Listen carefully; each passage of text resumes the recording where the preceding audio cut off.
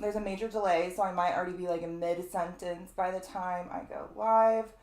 All right, it looks like I am live. Hi, everybody. Hi, Patreon. Hi, YouTube. This video is being streamed on Patreon, on YouTube, and on Instagram. So if I keep looking back and forth, it's because I have my phone over here. She says, are we still hanging out on Discord? Discord, you guys, this is like an exclaimer for my Patreon.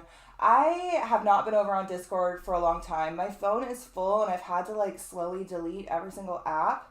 So I'm majorly lagging over on Discord. If you need a link and you're a Patreon member, send me a link. I can send you a link, but I am really far behind on the threads. I'm also looking for a couple of Patreon members who want to be moderators of the Discord, who want to like help people get in, make sure nobody's fighting, make sure everything's good, and you become like a moderator. You get to kind of do things in there. So hit me up if you want to be one of those. All right, so hi everybody, happy full moon. I am gonna share my screen here in a second. The first little bit of this video is going to be about my ongoing sale, which is now through the end of Monday. Like, I think I even did it into Tuesday. Like through Monday, where my course, my Galactic Esoteric Astrology course, and my upcoming webinar, which I'm very excited about. We're going to be diving really deep into the astrology of 2024, the first week of January, in a 2-part webinar. So the first part will cover like January 2024 through June 2024. It'll probably be like several hours long. I have no idea how long it will be, but I'm sure it will be extensive. And then the second part, which will be either sometime that same week or sometime the following week, will cover July 2024 to all the way through January 2025. And it comes with a 13-month calendar, which is going to have like all of the transits, all of the lunations, all of the moons, all of the eclipses, all of the retrogrades, and then any sort of like key alignment with like certain fixed, I can't do all the fixed stars. Trust me, I want to, but certain fixed stars and black holes and whatnot. So I'm very excited about that. I'm going to go over here and share my screen and just going to cover that kind of briefly, and then we'll get in to the video, which in and of itself is going to be really long. So those of you over here on Instagram, head over to YouTube. It'll be a better viewing experience. You'll be able to see what I see. And I'm only going to be here on Instagram for like the first part of this, and I'm going to end this, and the live will continue on YouTube, where we'll be covering the ins and outs and side quest rabbit holes of the Gemini full moon, which is definitely an interesting one, as per usual. So let me share my screen here. All right, so this is the website for my new course hosting. I had a different one before, but I had several issues with it. So we've now moved. We're over here. And I have 2 different courses available, both of which are 50% off right now. So my Introduction to Galactic Esoteric Astrology course, this is linked down below, you guys. You can come and check this out. This is normally $499, so $499. It is already 21 hours long, and we're not even fully through module 3. There's 6 modules. And we're going really deep. We're several hours into the 12 signs right now. We're about to pick up with Pisces and the 13th sign, Ophiuchus. And then we'll be heading into the 12 houses. So if you come and get this now, you'll have 21 hours of content to catch up on, but at your leisure, everything is saved for replay. And you'll be getting links of our future meetings or future videos and live study sessions. And then we have the 2024 webinar, which is, it says 12 months here, but it's 13 months. I meant to change that image. It's changed everywhere else on the website.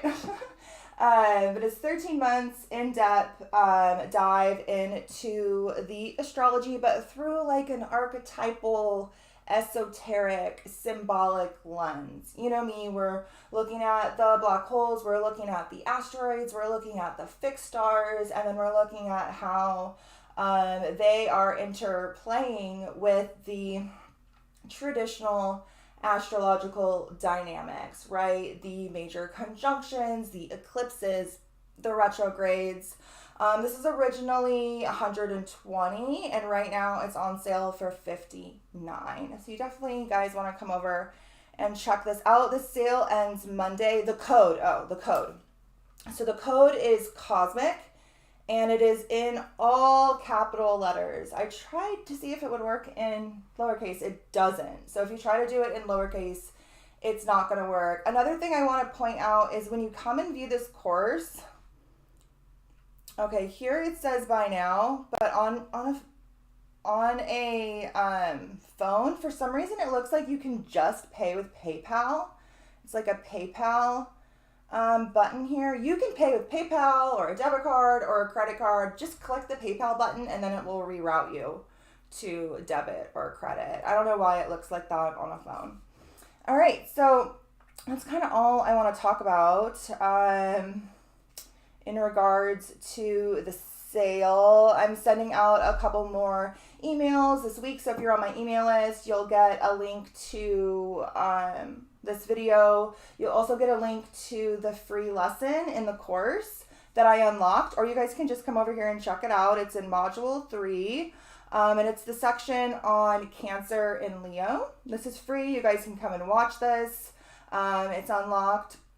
These are the two signs that are governed by our two luminaries, the sun and the moon, and I thought it would be a really great one to unlock. So we go really deep into those two signs here. You can come and check it out.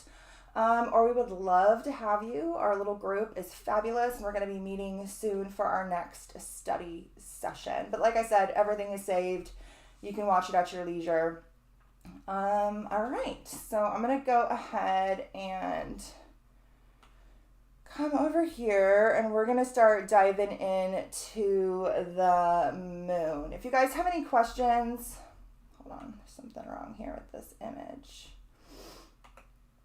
If you guys have any questions, you can go ahead and post them over here on YouTube.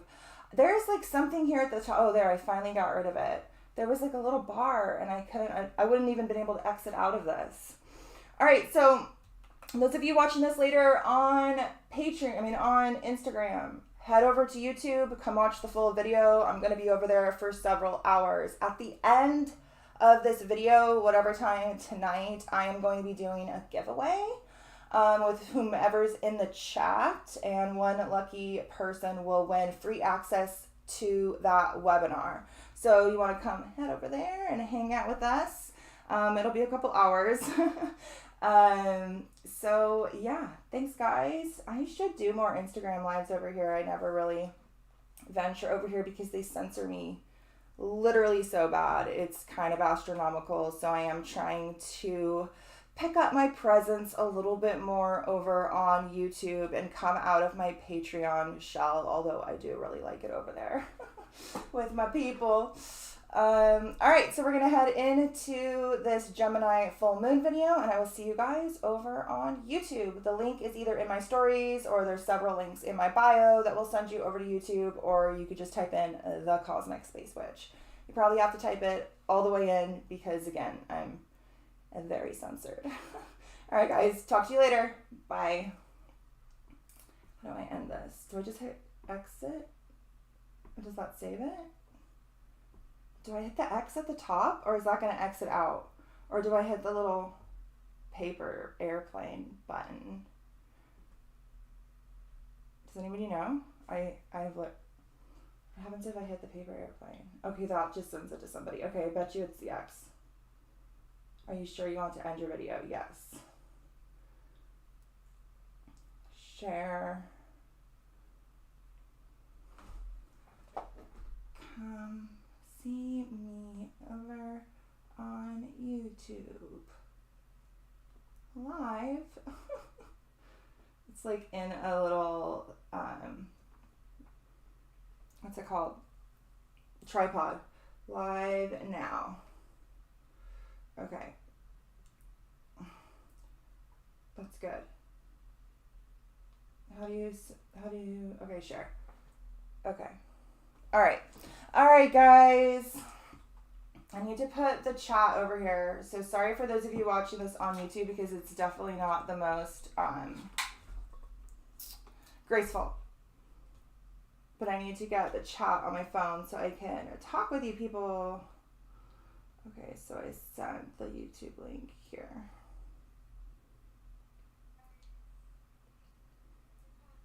All right, I see everybody. Millie says, I love the idea of the calendar. Maybe in the future you can also do a tailored one. Ooh, yeah, with personal transits. That would be awesome.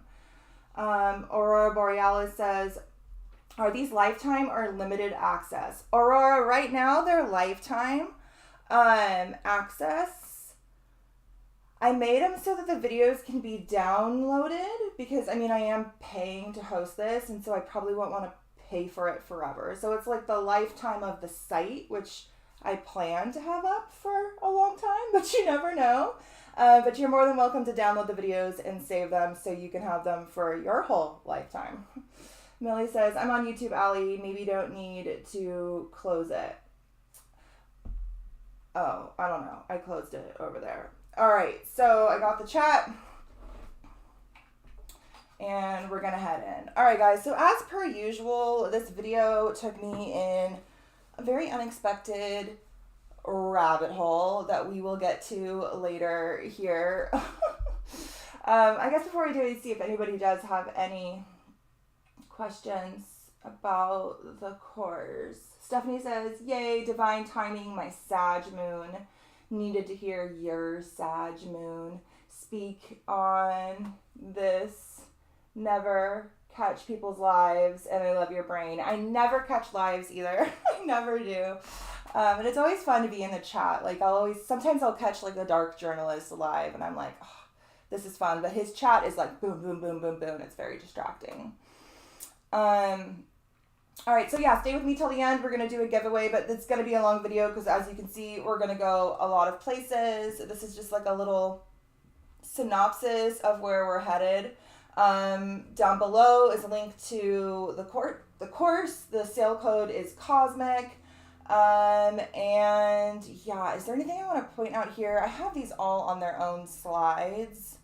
Really, we're going to get to all of this, so I'm not really going to dive into anything here. We're just going to head in.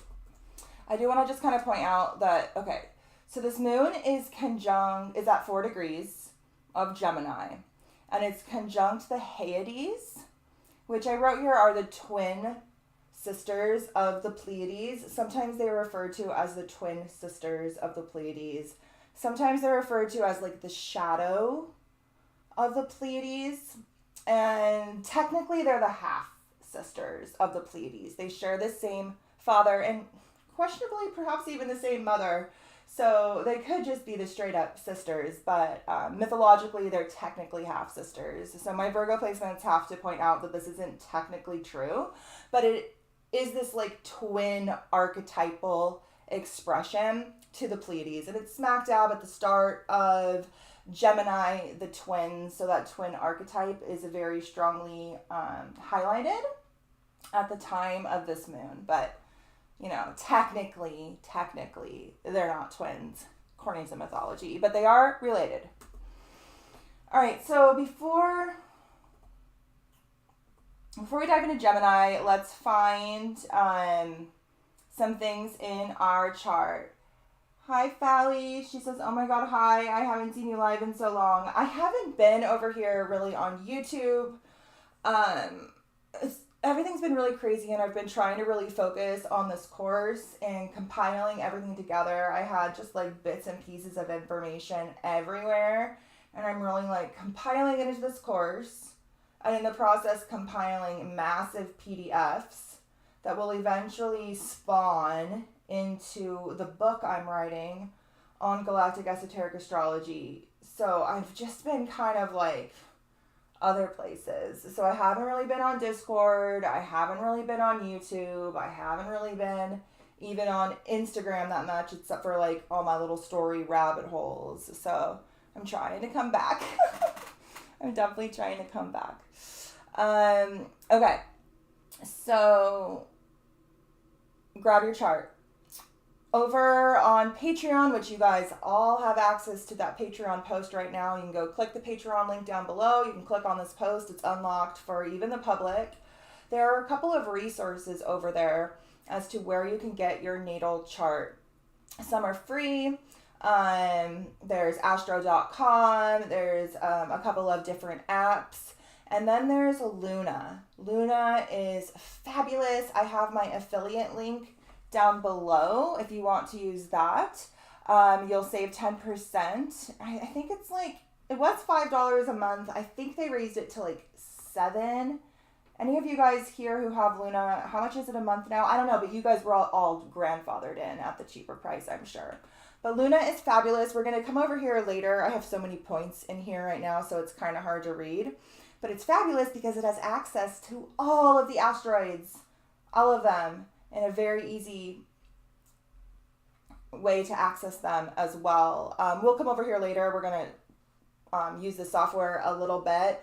But Luna is a great place.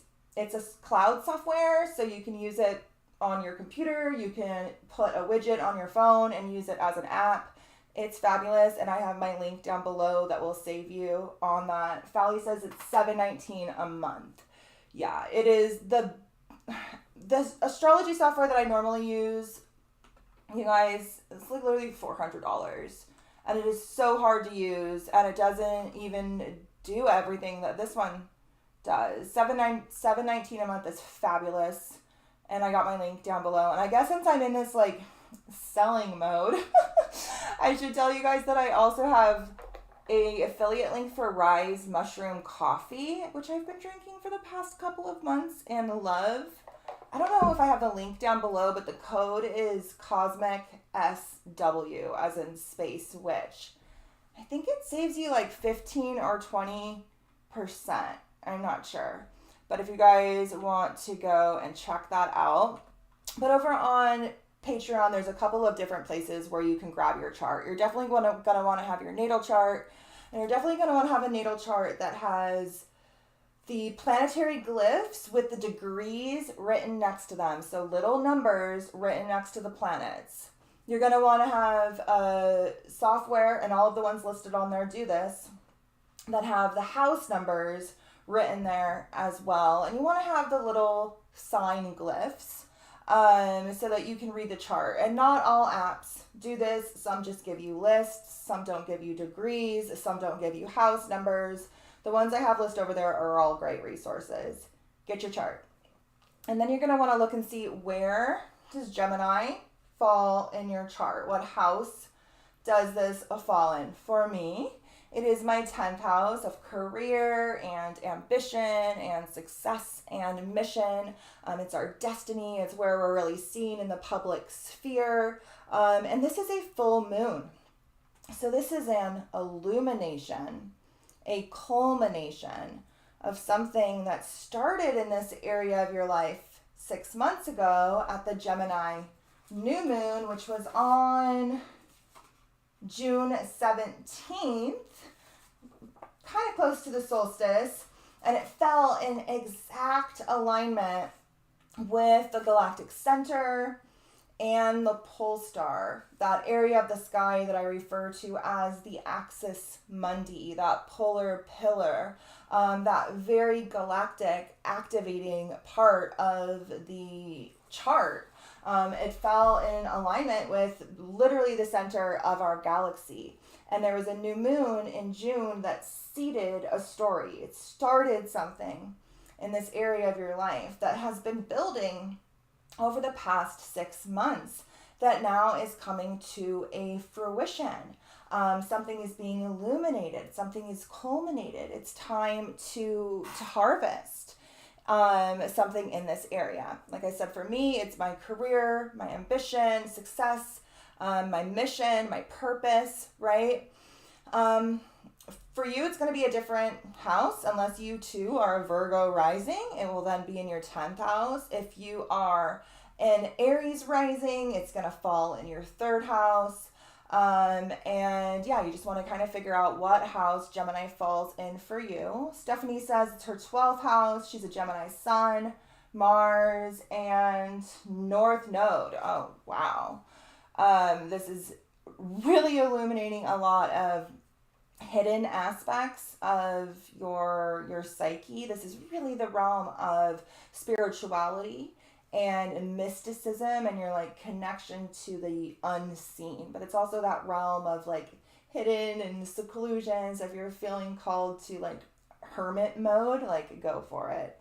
But much is being illuminated when it comes to the actions that you need to take in regards to like your fated mystical destiny. Hi everybody. All right, so you want to look and see, where does Gemini fall? It's a full moon, so something is being illuminated here, something is culminating here. It's not so much we're starting anything, it has already started. Something is coming to its peak, right?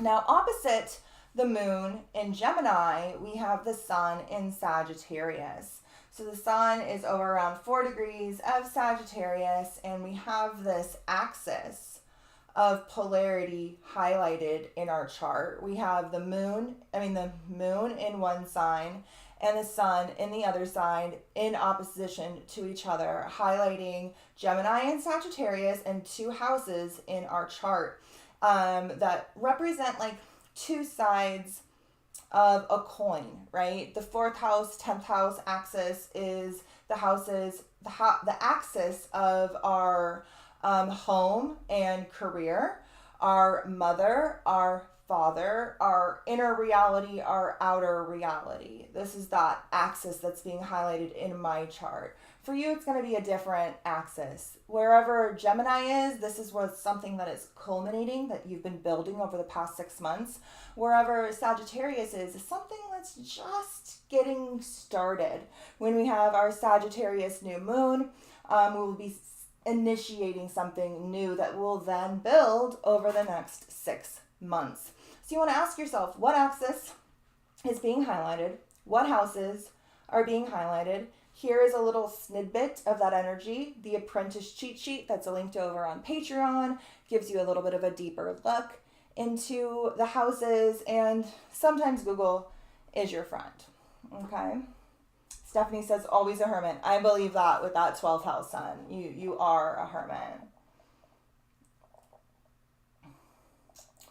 Azul says, I'm a Gemini rising. What axis is activated for me? So if you're a Gemini rising, then Gemini falls in your 1st house, which is the house of the self, our identity, our persona, and Sagittarius governs your 7th house of relationships, partnerships, marriage. So the self-other dynamic is what's highlighted right now, the self-relationship dynamic. All right, so figure out the axis, see where you're feeling this like tug of war, this culmination, this new beginning, this little 2 sides of a coin being activated, right? And then you want to look and see, do you have any planets here?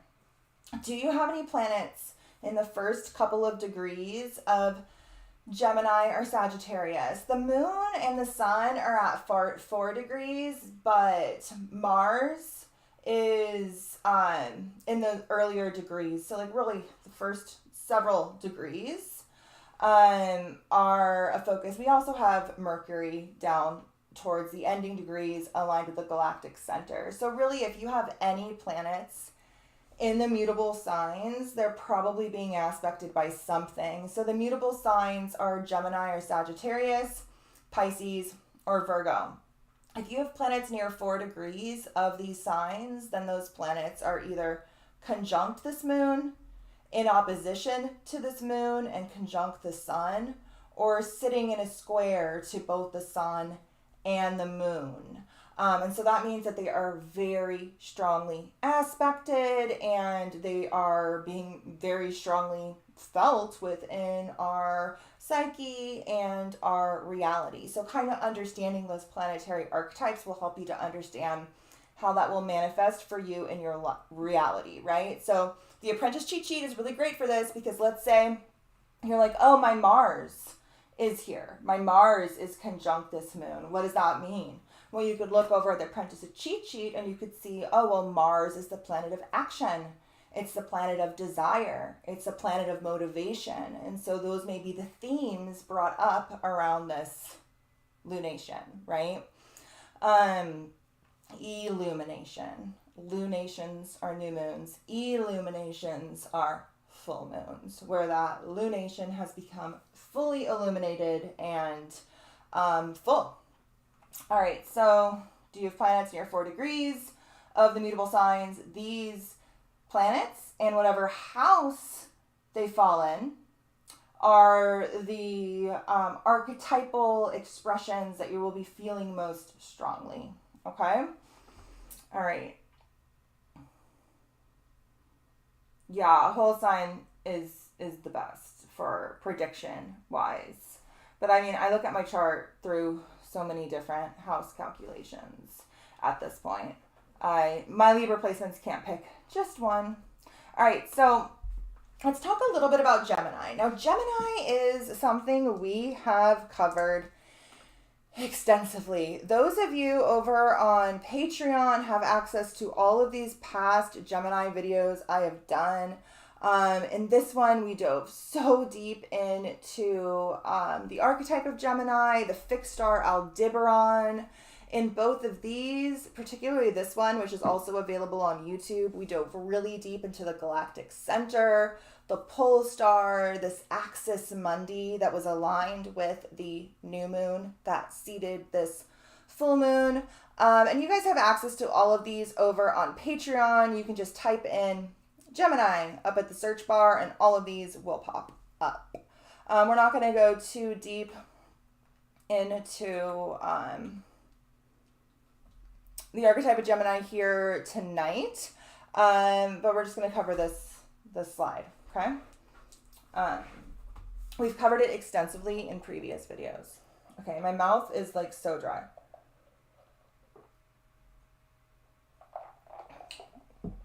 I made this with my daughter's almond milk, and I do not like it. I like it with the coconut milk.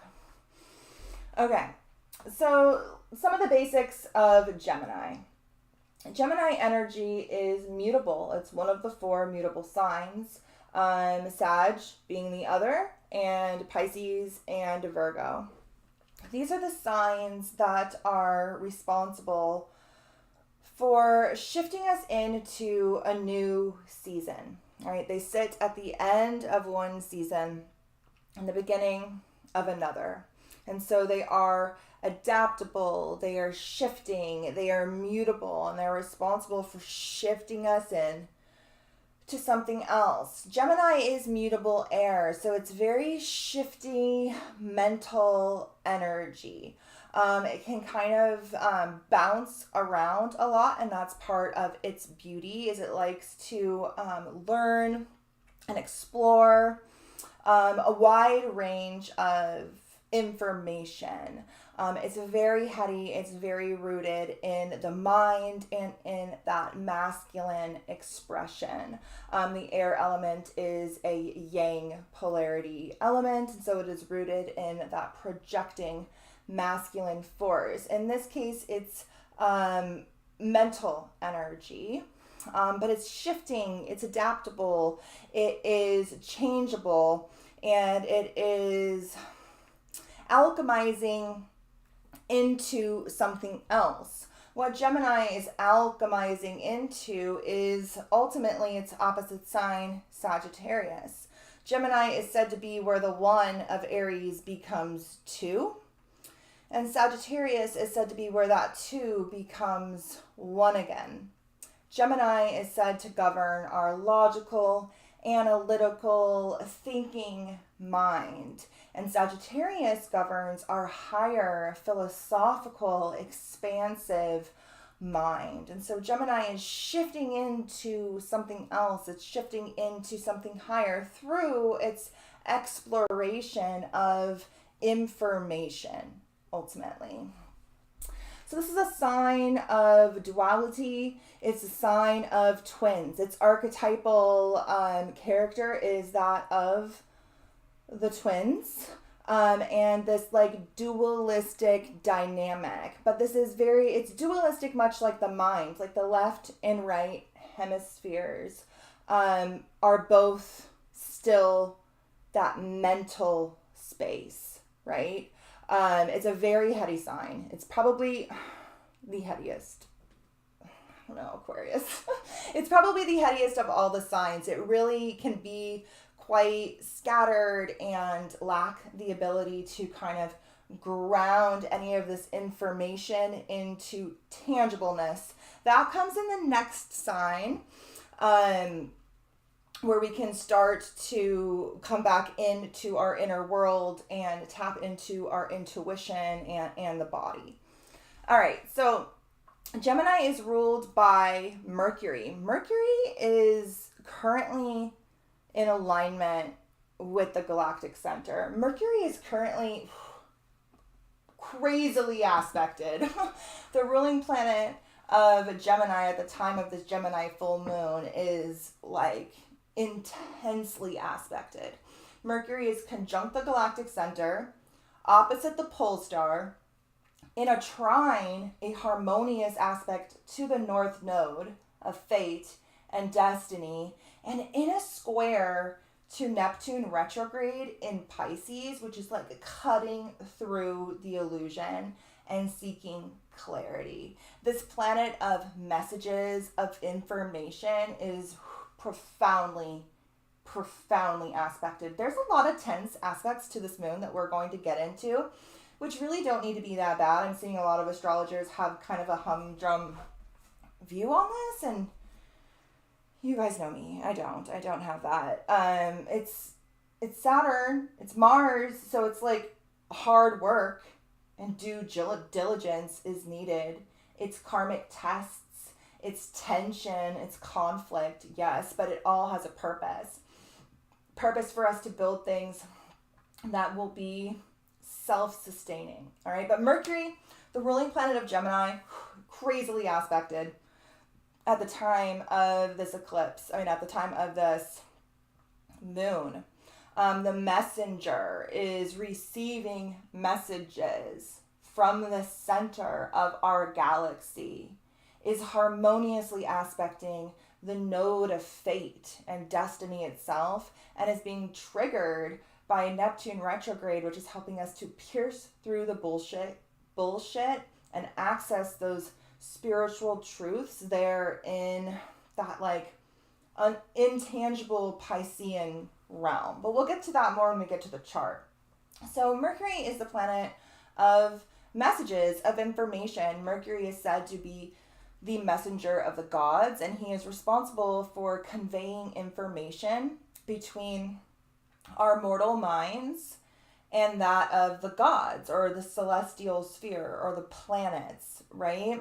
So Mercury is said to be the planet that literally relays messages to our understanding from the celestial plane. And right now it is sitting in alignment with the galactic center, the center of our galaxy. I think this is really profound. And I think this is something that you miss when you look at such a traditional lens of the sky. Like a lot of people are really focusing on the Saturn square to the moon. They're really focusing on the Mars opposition. And yeah, we're going to talk about those. Those are, worth talking about, and definitely bring a tension and a limitation and a restriction. But like Saturn over here in our galaxy, in our solar system, he's not even the farthest planet in our solar system. He's the farthest we can see. and he has a lot of control over our physical reality. And he really wants us to believe that this is all that there is. All that there is all that we can see. That which we can't see doesn't exist in Saturn's view of the world, and in a lot of traditional astrological views of the world. But if you incorporate the vastness of what we have learned about our cosmic sphere, you can see that, like, even though Saturn is there, like, testing us, triggering us, putting somewhat of a little bit of a boot on us, it has such a profound purpose. And maybe it's so we can just kick back for a second and get the message, because a message is very much trying to come through. What did I say here on the thing? Illusions are shattering, destiny is illuminating, and philosophical messages are coming up from the depths of our collective psyche, from the depths of our personal reality.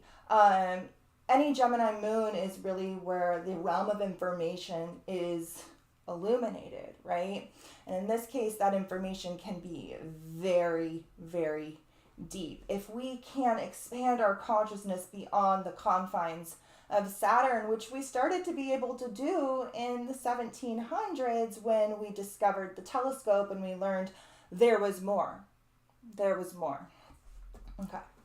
All right, so Mercury is the messenger of the gods. He's responsible for conveying information between the gods, or that celestial sphere, the archetypal archons, the planets, this whole mechanism, right? Between this mechanism and our mortal minds. He's the bringer of consciousness and self-awareness.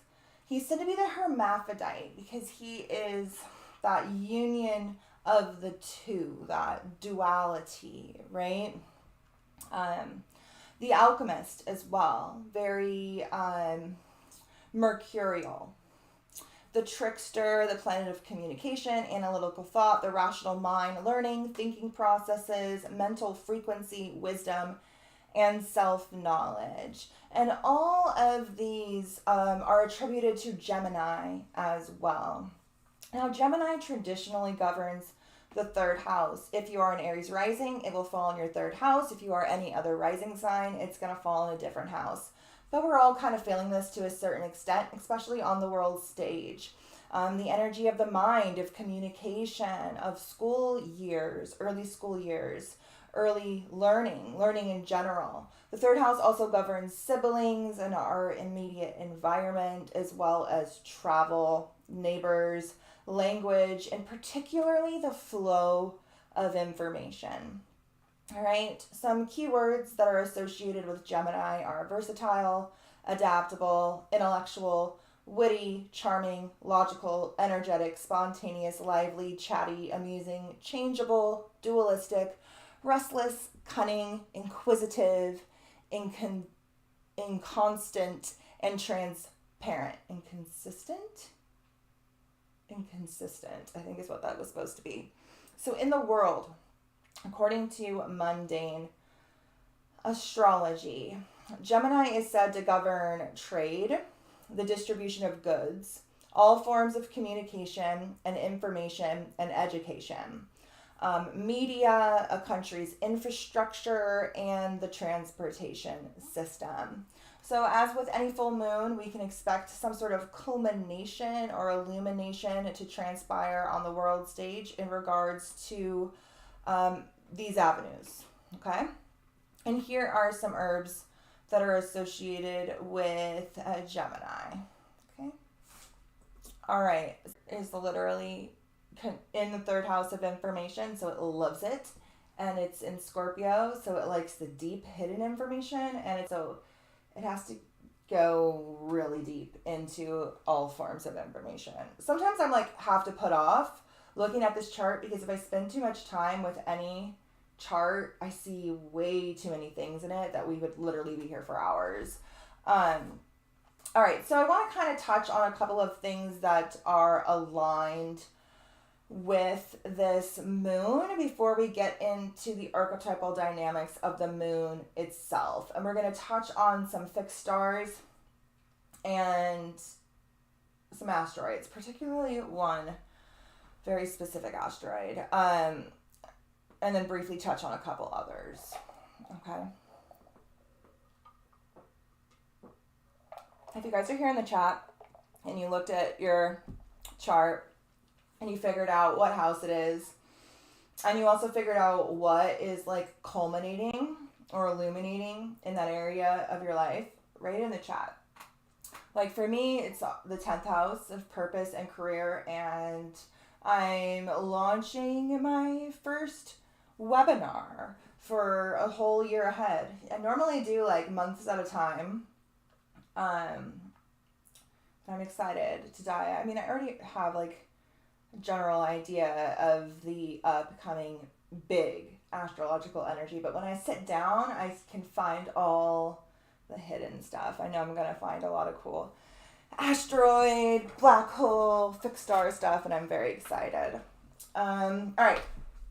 So aligned with this moon are a couple of things. Let's start first with the fixed stars. All right. So this moon falls at 4 degrees, 51 minutes of Gemini. It is most closely aligned with Prima Hatem, which is, I'm not sure which one of these stars here in the Hyades cluster. These ones right here. I'm not sure which one it is, but I know it is the biggest and brightest. And it's also the first one. So it might be this one. I think it might be this one. Or maybe it's this one. I'm not sure. But it pretty much aligns with the cluster of the Hyades. It's off by 1 degree. The main star is at 5 degrees 48 minutes. So 1 degree off from the moon. The moon will be like right here, and the Pleiades will be like right by the moon at the time that it's full. Expect to see a bunch of really beautiful astrophotography photos taken on, if you follow any astrophotographers. I do. And posted in the days following the full moon. Okay, so let's talk about these mythologically, astrologically. I have a bunch of notes here, but my writing's really bad, so I have to kind of bring it over here to me. So this moon falls, aligns with the Hyades and very close to the Pleiades. The Pleiades are over at 0 degrees of Gemini, and this moon falls at 4 degrees. So it's within orb to a conjunction to the Pleiades, and it is conjunct the Hyades, which are 2 star clusters whose mythologies are intertwined and are said to be sisters of one another. So the Hyades are the twin or the shadow of the Pleiades. The Pleiades are pretty well known, a star cluster tied to several calendar systems and several mythologies around the world. And this cluster is a little less well known. It is a cluster of a shit ton of stars, hundreds of stars, and it falls within the forehead of the constellation of Taurus. Okay, and it's said to be very close to the eye of the bull, Aldebaran. Some even incorporate Aldebaran into this cluster, but this is pretty much where this moon is falling here. All right, so this star, Prima Hatem, is Hatem or whatever, is Latin for the first of the Hyades. Okay, it contains hundreds of stars that are all the same age, place, and origin. So there's a whole bunch of stars that were all birthed at the same time in this little cluster. They're all in the exact same place, and they all have the same origin. But there's 5 main bright ones, and this moon aligns with the first of those 5. Now, some will add Aldebaran into this mix. Here's Aldebaran here. Here is like the Hyades right here. So some will like add it to its mix, but it's its own star and it sits in a different spot in space. these stars are all the same age, the same place, the same origin in relationship to each other. So the Hyades are said to be the 5 daughters of Atlas. They are half sisters to the Pleiades, who are also the daughters of Atlas. Both the Hyades and the Pleiades, their father is Atlas, the king of Atlantis, the man doomed to hold the celestial sphere above his head. And both of their mothers are a ocean nymph. Now it's kind of up for debate who the mother is for both of them. There's like 2 different nymphs that arguably could be the mother of both the Hyades and the Pleiades. It's the same 2 here and 2 here, and nobody knows which one is which. Nobody agrees. But what we do agree on is that the Hyades are the 5 daughters of Atlas, and these are the 7 daughters of Atlas, half sisters to each other, perhaps even sisters, we don't know. So after the death of their brother, the Hyades were weeping. They were known as the Weeping Sisters, and they were transformed into a cluster of stars and placed in the sky, where they were said to be crying a lot and are associated with rain. A very similar story is told about the Pleiades, about the crying, the mourning, and the association with rain. It's interesting that the time when these constellations are most prevalent are like the rising and the setting of this constellation is not a rainy season.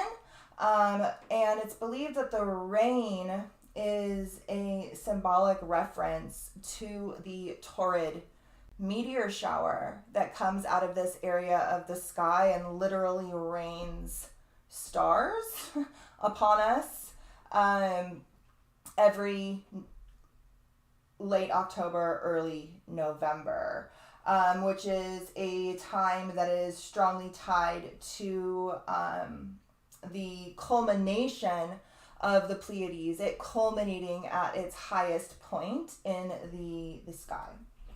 Okay, so this star cluster is associated with tears. It's associated with sudden events. It's associated with violence and weapons, as well as scandal. It's said by traditional Western fixed star astrologers that this is an unfortunate star that's associated with the energy of of Saturn and Mercury. A lot of stars will have planetary attributes attributed to them, but each one of these ancient astrologers attributes different planets to them, and nobody really agrees. So grain of salt on all of that. Now, this particular star, this one of these 5 stars, the Prima Hyades, that is aligned with this moon, is not just one star. It's actually 132 stars, all very tightly clustered together to where from our eyes it looks like one star. So this moon is aligned with literally 132 stars. The Hyades are said to be associated with the sisterhood of the nymphs that bring rain. They are found in the eye or the clouded forehead of Taurus, the bull. They are known as the rainmakers, the rainy ones. The word Hyades is said to translate to either rainmakers, the rainy ones, or I fall as rain. And I think it's interesting that, like I said, we have that really profound meteor shower there every year, which is believed to be the meteor shower that literally caused the Great Flood. So both of these clusters are together known as the Atlantids. They are the daughters of Atlas, of Atlantis. And the Pleiades were placed up in the sky by Zeus to protect them from Orion here, who later was placed in the sky literally right by them, which doesn't really make any sense. But he was a hunter and a giant, and he saw the Pleiades, and he wanted to rape these women, chase them down with his club them, and rape them. And so Zeus placed them up in the sky here to protect them. And so both of these deeply feminine stars are said to be mourning, and they really have a lot of things to mourn about. They have like a dead brother. They're being perpetually chased by this total freaking creep. Both their fathers are being punished. Their homeland has been flooded, and arguably it could have been their fault because it's believed that the meteor that caused the end of the last ice age and this like great worldwide flood came from this area of the sky. All right, so this moon is also really close to the Pleiades, but Mars is an exact opposition to the Pleiades, and Mars is in opposition to the Pleiades, and the moon is in very close conjunction to it. So that these stars, the moon's going to be like right here probably. And these stars are in exact opposition to Mars over there conjunct the sun in Sagittarius. So the Pleiades together with the Hyades, they are these sisters of Atlas, right? And they are known as the Atlantids. I don't know why it's so hard for me to say that. And both of them are associated with rain, whether that be like a literal or metaphorical. They are both daughters of Atlas and nymphs, and the Pleiades are said to be companions of Artemis. So Artemis is the goddess of the moon, of the hunt, and the moon is going to be smack dab here by the Pleiades at the time that it's full. And so the moon, Artemis, is a companion of these Pleiadian stars.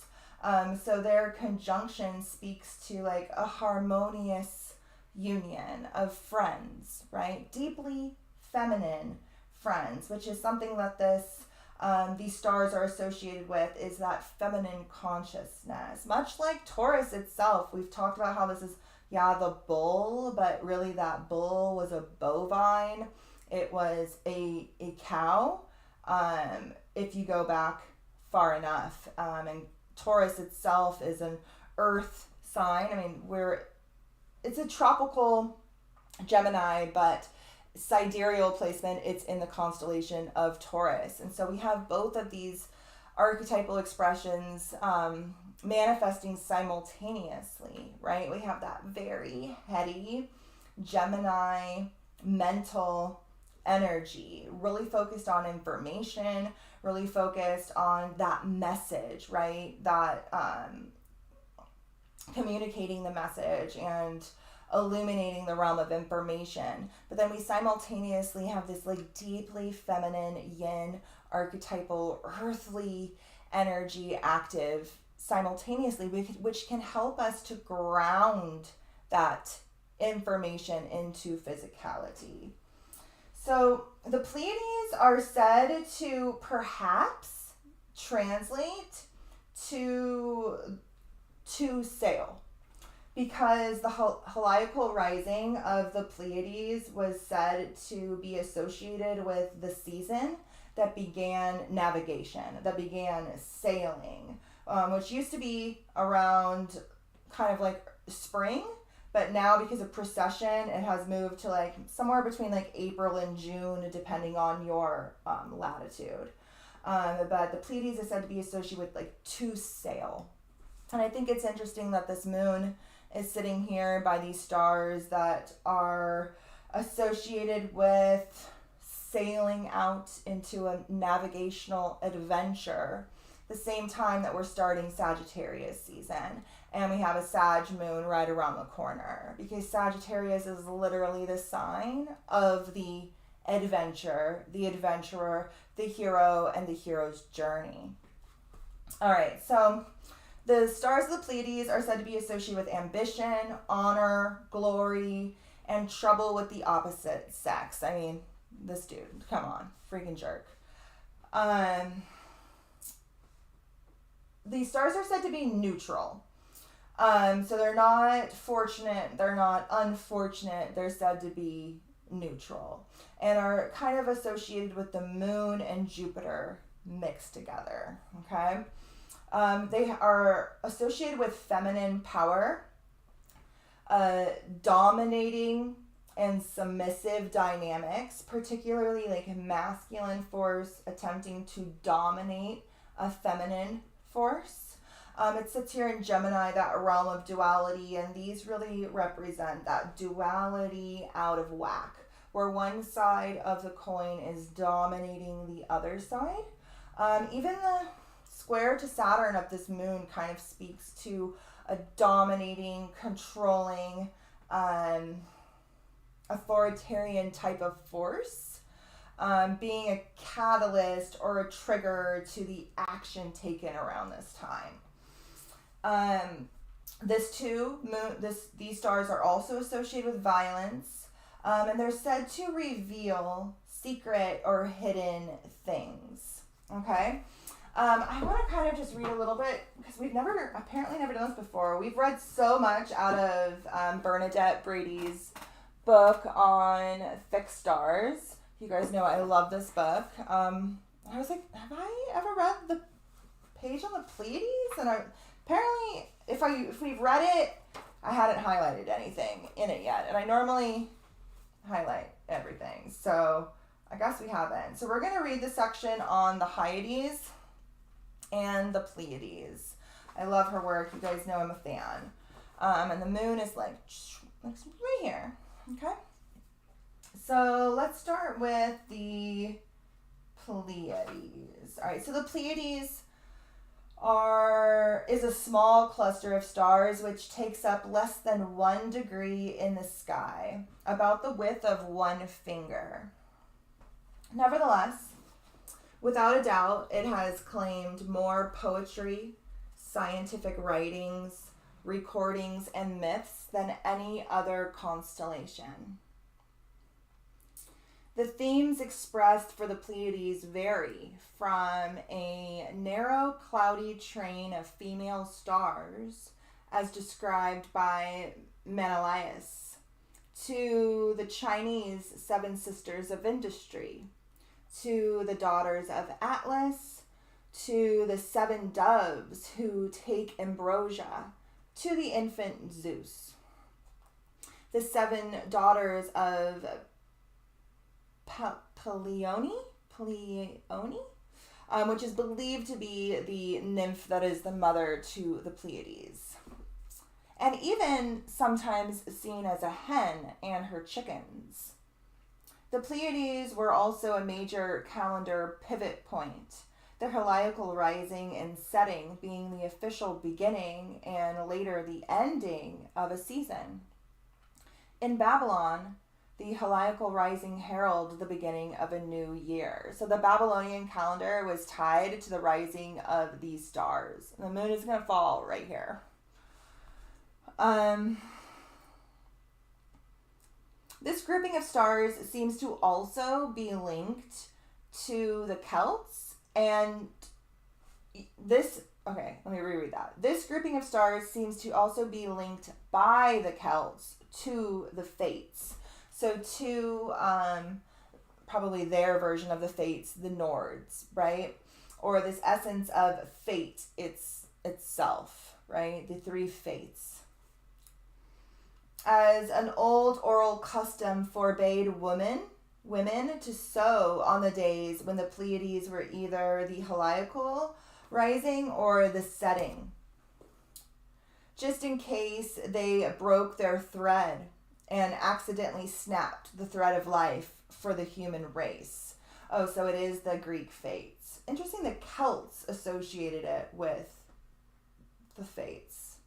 That's interesting. But apparently, according to Celtic tradition, you weren't allowed to sew on the days that the star was either rising in the sky or setting in the sky, because if you broke your thread, you may have broke the thread of fate for some human out there somewhere.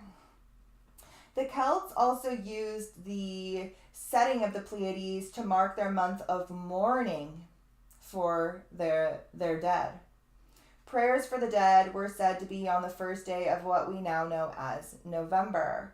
This custom is still echoed today with All Hallows Eve, October 31st, All Saints Day, October 1st, and All Souls Day on October 2nd. So remember how we talked about this in the Taurus video that's linked here on YouTube, how this area of the sky is rooted to the end of October, early November. There's a meteor shower at that same time as well from this area of the sky, which is believed to be what caused the flood, and that's why everybody celebrates death in mass at the end of October, early November, because there was a mass death event.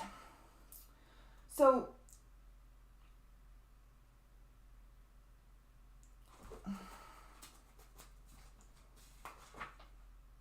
and All Souls Day, November 2nd. Still celebrated as the feast days of the dead and reflected also in Remembrance Day or Veterans Day in the U.S., which is November 11th, the day given for the mourning of the dead of World War I. So these stars here in like traditional fixed star astrology are said to be mourning. They're said to be processing a lot of emotions, and that is why they are crying and are associated with tears. Tears that are so teary that they can cause worldwide floods in the process. All right, so let's read about the Hyades. Okay, just I do want to mention just the main star in the Pleiades is said to be associated with a bunch of things, but what I want to point out is that it has a very strong connection and desire to seek inner knowledge. And in few cases, clients who have a very strong alignment with the star, she says, often discuss the concept of a third eye. These stars are said to have a lot to do with vision, literal vision, where you could have problems with your vision. But then it's also said to have this essence of this like a mystical sight where you're able to uncover this like inner knowledge. Okay. This star has links to vision, both physical and mystical vision. There is also a strong connection to the fates and the judgment of the dead, bringing in ruthlessness when dealing with those who have not fulfilled necessary requirements, a potential for ruthlessness or judgmental anger in working with this star. Judgmental anger. All right, so the Hyades, which are aligned with this moon. The Hyades are a small group of about 6 or 7 visible stars, which really are like several hundred, okay? And they seem to cloud the forehead of the bull of Taurus. They are located so close to Aldebaran that they will generally be rising and setting in the same degrees as this royal star. For this reason, there is no separation for them on like a map of risings. Of the stars themselves, there seems to be really no astrological significance. However, the nebula as a whole holds a considerable amount of mythology. The main star is named El Nath. Interesting that El means bull. It literally translates to bull. But it says here that the main star is El Nath, the budding one. It's located at the base of the North Horn. Maybe this one? Maybe it's this one? The base of the North Horn. the Babylonians called this cluster the jaws of the bull because in their creation epic, it represented the jawbone used like a boomerang by Marduk to destroy heavenly monsters. The Pleiades were thought of as a net that could catch monsters or enemies, and the Hyades were the great weapon of the gods used to kill monsters. In a remake of the story of the Babylonian Marduk, the biblical figure Samson used the weapon of the Hyades to kill the Philistines. I was just reading something about the Philistines. I think the Philistines are often looked at as like red-haired giants in a couple of the mythological interpretations. And so interesting that they have Orion here too. And that these two are associated with like trapping and killing these celestial monsters.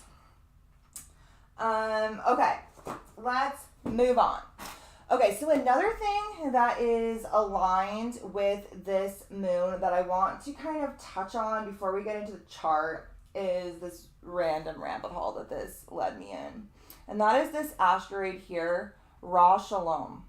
So I have this asteroid software that I know I don't really know how to use right because it's supposed to have access to like literally all the asteroids, but it doesn't. It just has this kind of list here. It's still a lot, but there are other lists, but they all look smaller. I don't know. Somehow I'm supposed to be able to get them all in here, but I don't. But I always reference this to kind of see, you know, those weird little asteroids that I wouldn't necessarily put into a chart. And so I'm like going through this list and I'm like, all right, so what...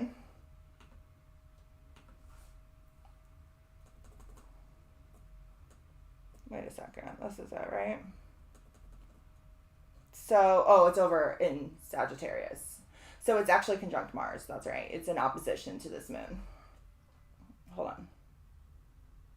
All right. So I was going through, I don't really have to show this to you, but I was going through this list and I'm like, all right, so what's in alignment with the moon? What's in opposition to the moon? And I'm like clicking through and I see this asteroid Ra Shalom. And I'm like, okay, I don't know what this is. Normally I would just gloss over this, but it's conjunct America. It's conjunct Mars. And I don't know the mythology around this, but I guarantee you it's Israeli, it's Hebrew, and it's rooted in Egyptian mythology. Somehow the two mixed together. I ended up being exactly right. That's exactly what it is named after.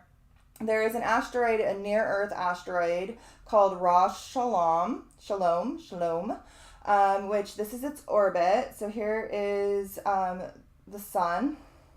Here's Earth's orbit, and this orbit goes like this. It crosses Earth's orbit like this.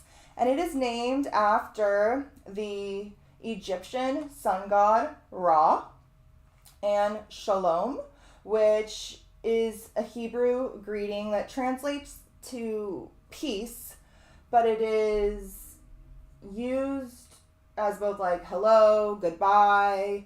It's like used as a greeting, but it translates to peace. So this asteroid is named after the Egyptian sun god and the Hebrew greeting for peace. It's said to represent Ra, the sun god, with an olive branch of peace. And it was discovered in 1978, and it was named in 1978 after, or like in remembrance or in honor of the Camp David Peace Accords, which you guys, I literally failed history in college multiple times. It was the class, it was so boring. Oh my God, I hated it so much.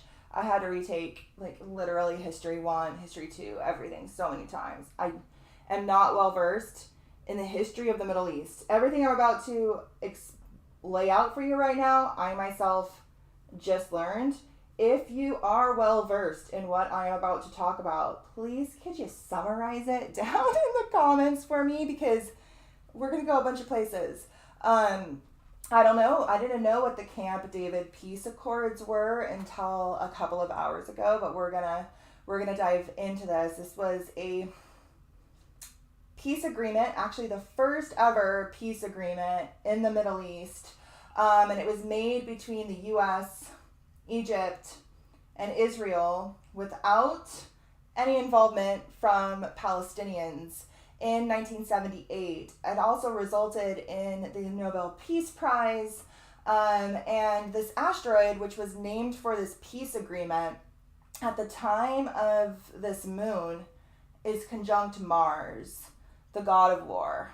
So that's why I have here Ra Shalom, the Camp David Peace Accords of 1978, and the transiting god of war. Because Mars, the planet of war, the planet of action, is currently conjunct this asteroid.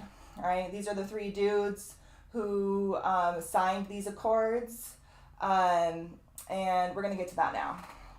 It's the president of Egypt, Jimmy Carter, and the prime minister of Israel. I'm not going to try to pronounce their names because I'm not going to be able to do it. All right, I made a PDF that I am going to link over on Patreon after I am done. This is all just random research off the internet. Some of it's Wikipedia, some of it's Britannica, some of it is like the Jet Propulsion Laboratory, like Minor Planet Dictionary. All of these links here are hyperlinks. You can come and click on these and dive deeper into this if you would like. We are learning this together. I knew nothing of this asteroid. I knew nothing of these peace agreements until a couple of hours ago, but it seems very archetypally significant to our current events. So I'd be really interested to see how the relationship dynamics between Israel and Egypt maybe are highlighted around this moon or illuminated around this moon, but let's go ahead and dive into this. So this asteroid is a near-Earth asteroid, all right? So like I said, it goes very close to Earth in its orbit. It crosses Earth's orbit. So,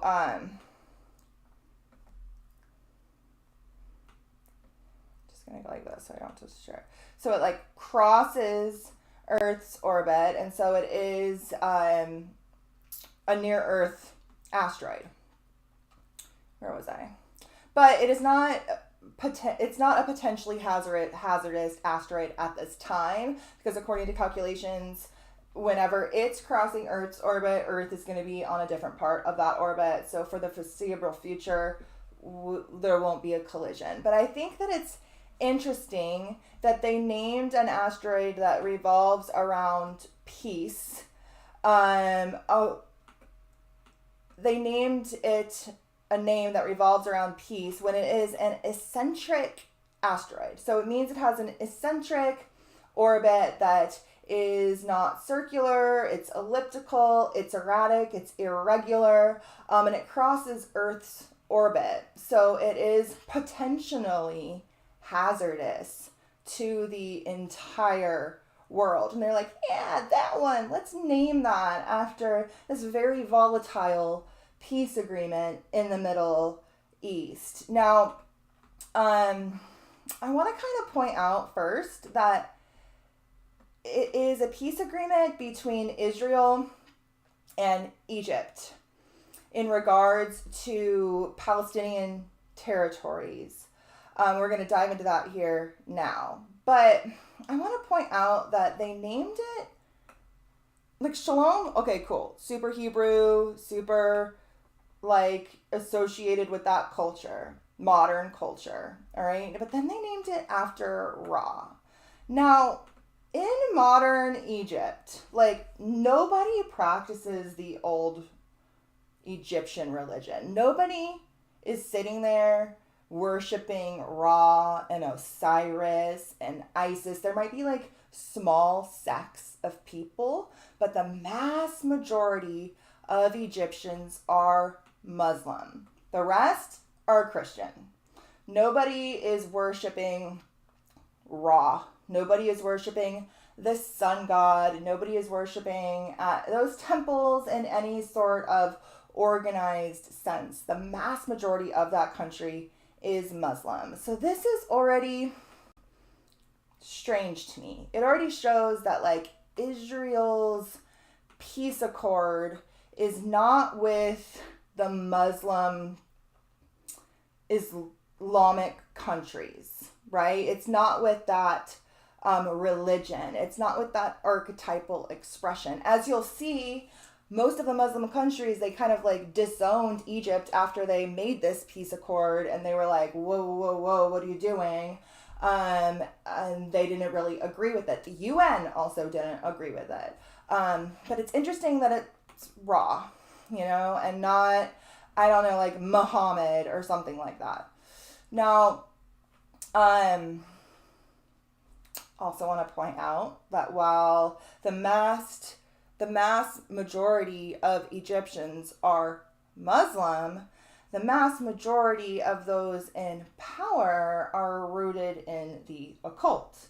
And in the occult, the gods Ra and Osiris and Isis are kind of like the top of the food chain. So you can see how this was like an occult archetypal union from its get-go.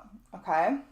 So again, an asteroid that's supposed to be associated with peace being named for an eccentric, erratic, near-Earth object already is strange to me. Now, it was named to commemorate these Camp David peace accords, all right? It is a near-Earth object, but it's not going to be potentially hazardous anytime soon, according to the Jet Propulsion's laboratory and their calculations. There's a bunch of these asteroids. There's like over 2,000, almost 3,000 of these like extremely near-Earth asteroids. Only 256 have been named, and 102 of them are considered potentially hazardous. All right, so this minor planet's composed name was chosen by the discoverer to commemorate the Camp David peace accords between Egypt and Israel in September 1978, and is a symbol for universal hope and peace. Ra is the Egyptian sun god who symbolizes enlightenment and life, and Shalom is the traditional Hebrew greeting meaning peace. The official, that doesn't matter. Okay, so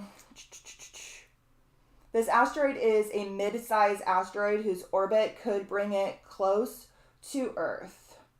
But it's not hazardous. These are the dates when it will be the closest to us. So the last two times it came super close to Earth's orbit, and super close to Earth while Earth was on its orbit and it was on its orbit, was September 2019 and August 2022. The next one will be in 2025. These two here, those years, this spans the length of time of the Israeli political crisis, which is also something I am not well versed in and I just learned via Google. Apparently from like 2000, I remember this vaguely now that I read it.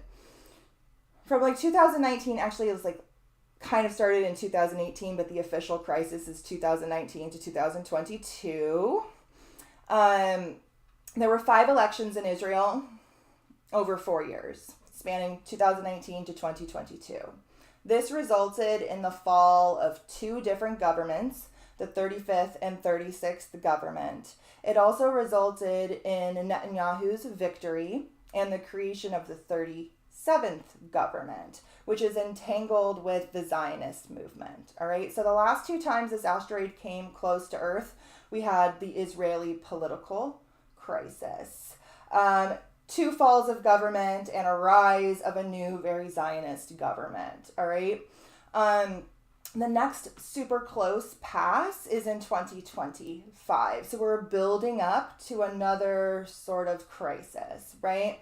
And Mars, the planet of action, drive, motivation, the god of war itself, is conjunct this asteroid at the time of this eclipse. Why do I keep saying eclipse? Because we were in eclipse season. I did this in the last video too. It's definitely a full moon. It's definitely not an eclipse, but, you know. All right, I want to show you guys this animation here.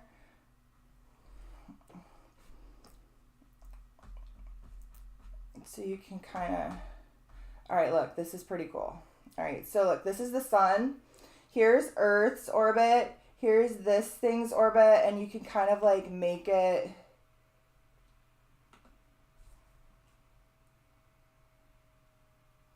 how do you make it play? It was like, it makes it like go. Faster. Okay, there.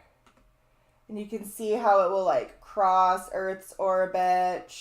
And then sometimes they'll, ooh, geez, that's really fast. Well, sometimes they'll like be close to each other, you know?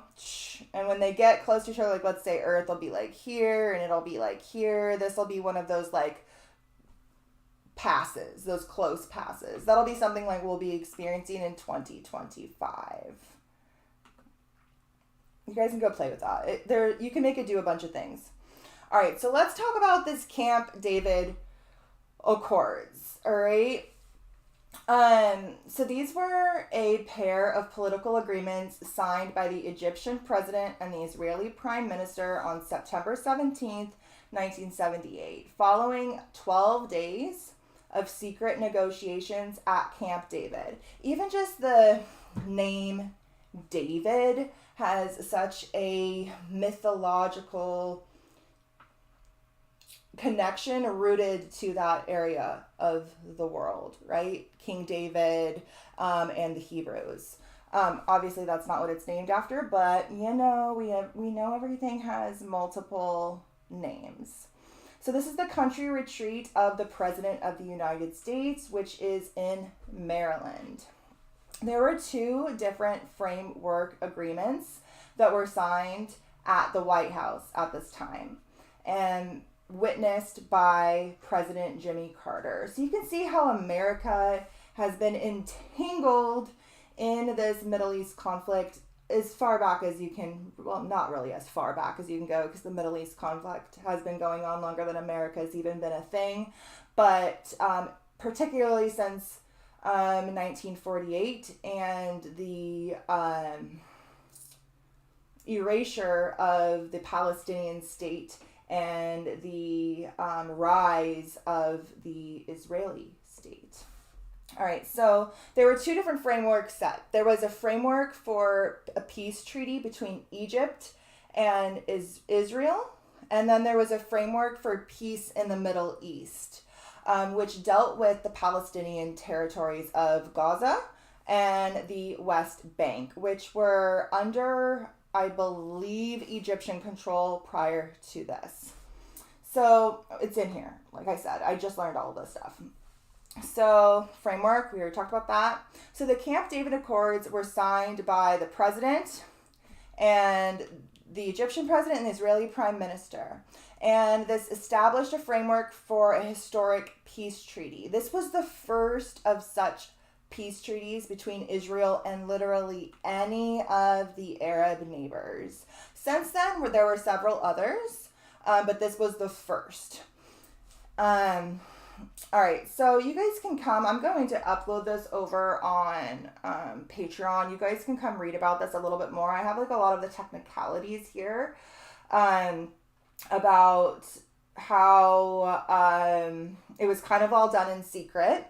The UN was really pissed off because when the UN helped to create the Jewish state in 1948, they like set forth a bunch of like protocols that were supposed to be followed in regards to like peace. Jerusalem was supposed to stay like neutral and independent. There was supposed to be like an Arab state, a Jewish state, an independent state, and any sort of peace treaties were supposed to involve them, the Muslim countries, the Israeli government, and the Palestinians. And they were really pissed off that the Palestinians were not involved in this in any way, shape, or form. It did ultimately result in them being able to govern themselves themselves for a little bit amount of time, it resulted in a couple of things. It resulted in the Suez Canal being opened to Israeli ships, which was like a big key moment. They didn't have access to that canal. There's also another thing that the current conflict is in regards to, is that freaking canal. They were able to do that. The Palestinians were slowly able to have a self-government in the West Bank and Gaza. This started in 1994 when they were able to fully, because of these other accords, these other peace accords, started to transfer government authority over to the Palestinians in the West Bank and in Gaza. But this only lasted a very short amount of time, because just a couple of years later, Hamas, which was literally created by Mossad and Israeli forces, took over. And then now it's being ran by, of course, a terrorist state. So it gives Israel the ability to go back in and take what they wanted to have anyway. So it's interesting. You guys can come and read this. Obviously, there's so much. We're not going to read all of this. I will link this over on Patreon. Everybody will have access to it. You guys can go and look at it, even if you are not a Patreon member. It talks about the UN's not accepting it. It talks about how most of the Muslim countries did not accept it, and they rejected Egypt from their coalition. And they particularly left out a lot of things. The fate of Jerusalem was particularly excluded from the agreement, as were a lot of key things that the UN had set forth in regards to protection of the Palestinians, the Palestinian culture, and the Palestinians' ability to govern themselves, which they never really had a chance to do for so long, because they were occupied by Egypt or Britain or the Ottoman Empire, so many different things. So they had a brief ability to govern themselves from 1994 to 2006 when Hamas took over. When Hamas took over as orchestrated, so that what can be happening right now could eventually transpire. So the asteroid that's named for the first ever peace agreement in the Middle East is currently being transited by the planet associated with action and the god of war itself. So I don't really know, but I definitely find this interesting. You guys can come and read this. I'll link it. I want to read it all, but I can't. Okay, so let's go. It's already 10:30. Okay, everybody's Muslim. Nobody worships Ra. Doesn't even make any sense. And yeah. All right. Before we get to the chart, do I want to do this here? Or do I want to go to the regular? Okay, we'll come back here after we do the normal chart. Okay. All right. Mercury is aligned with the galactic center. I made this slide just so I could really hone in on the fact that the planetary ruler of Gemini at the time of this Gemini moon is exactly square Neptune retrograde, cutting through the bullshit, is trining the nodes, being guided by the hand of fate itself, aligned with a bunch of stars associated with the fates, and in conjunction to the center of our galaxy. Find a way to use your mind and to absorb high levels of cosmic futuristic information during this time, because you're able to really pierce into the depths of this more expanded galactic consciousness. My course would be a really great thing to start to dive into. There are 21 hours of content already available at your fingertips, and it's 50% off. All right, here's the chart. I don't have any of the things I normally type on here, none of the lines, nothing like that, because obviously I fell into some rabbit hole about the Middle East that I don't even remotely have somewhat of a grasp on. Any of you that here who are well versed in the happenings of the Middle East, if you could summarize those peace accords and what exactly that led to in the comments, that would be great. Or if you could tell me if I got it right, hopefully. All right, so let's talk about this moon. This moon is not only conjunct the Hyades and the Pleiades, but it is also aspecting a couple of planets here we'll touch on, and then we'll touch on some more asteroids, all right? So I want to put this so that I can see everything at one time. Okay, so the moon is, of course, opposite the sun because it is a full moon, and at a full moon, the sun and moon are always at opposition to one another. So what we have here are the sun and moon opposite each other. The sun is conjunct Mars. Both of them are conjunct that Ra Shalom asteroid we were just discussing. They're also conjunct the asteroid Ceres. So this asteroid right here is Ceres. Ceres is the biggest asteroid in the asteroid belt. Actually, that other asteroid, Ra Shalom, is apparently bigger than like 90% of all asteroids. It's actually a really big asteroid. I have that written on that PDF somewhere. You guys can go and read that. But it's conjunct the asteroid Ceres. Mars is. So again, much like Gemini, the Gemini mental energy merged with that Taurian energy, this moon is conjunct Earth, all right? You guys have probably heard me mention this a million times that at a full moon, we have an opposition highlighted. The sun and moon are in opposition to each other. An axis is highlighted. But really, we always have an axis highlighted because the sun is always opposite the earth on the zodiacal wheel.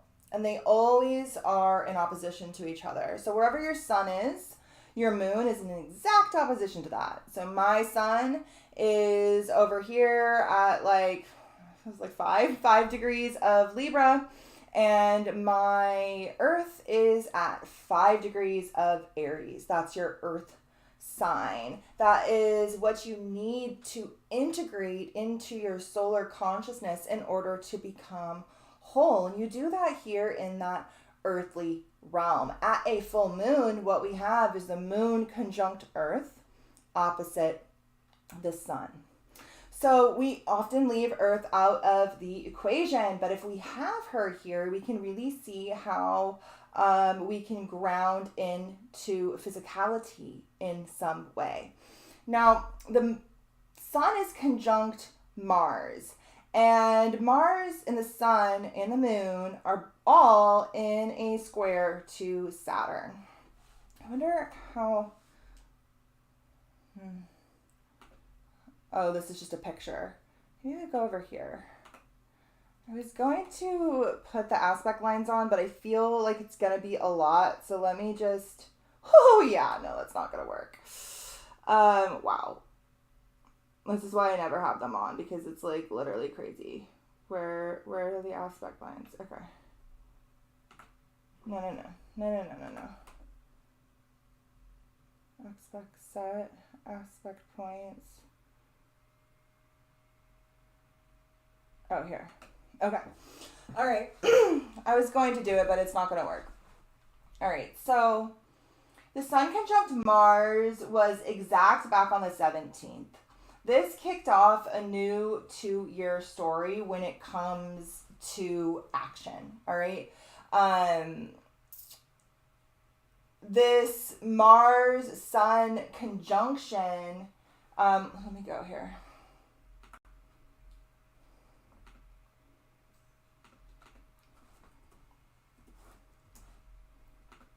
this Mars-Sun conjunction that we had back on the 17th happened in Scorpio, all right? So this new 2-year cycle of action revolves around scorpionic archetypes, right? So it revolves around the occult. It revolves around self-transformation. It revolves around the realm of the esoteric, the realm of the hidden. It revolves around power. It revolves around control. It revolves around just like darker, more hidden aspects of our psyche and our reality. And a new 2-year story was just initiated back on the 17th. Now, the Sun and Mars have kind of been transiting next to each other and are still buddy-buddy here at the time of this full moon. So this full moon, although it is in a square to Saturn, this full moon is all about action. Now, you will hear a lot of astrologers tell you that it may feel like this action you're not able to quite take. It may feel like you're being stifled or you're hitting some sort of roadblock or distraction or limitation. And this is all technically true. You have Saturn in a square to that planet of action, to this illumination at the time of this full moon. But whenever Saturn and Mars come into aspect with each other, whether it be conjunction, opposition, square, trine, it always denotes action rooted in hard work. So this is action that's hard to take and not everybody can take. Steven says, Scorpio season, vindicating conspiracy nerds.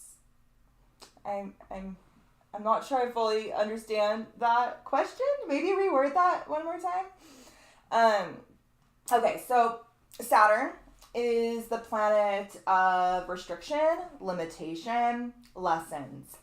It's the planet that is most strongly associated with our karma and like the lessons we came here to learn. It is also very much associated with what it is we came here to build. It's associated with hard work. It's associated with perseverance. Now, whenever Mars and Saturn are aspected, you are being asked to take action in some way. But Saturn is usually reeling you in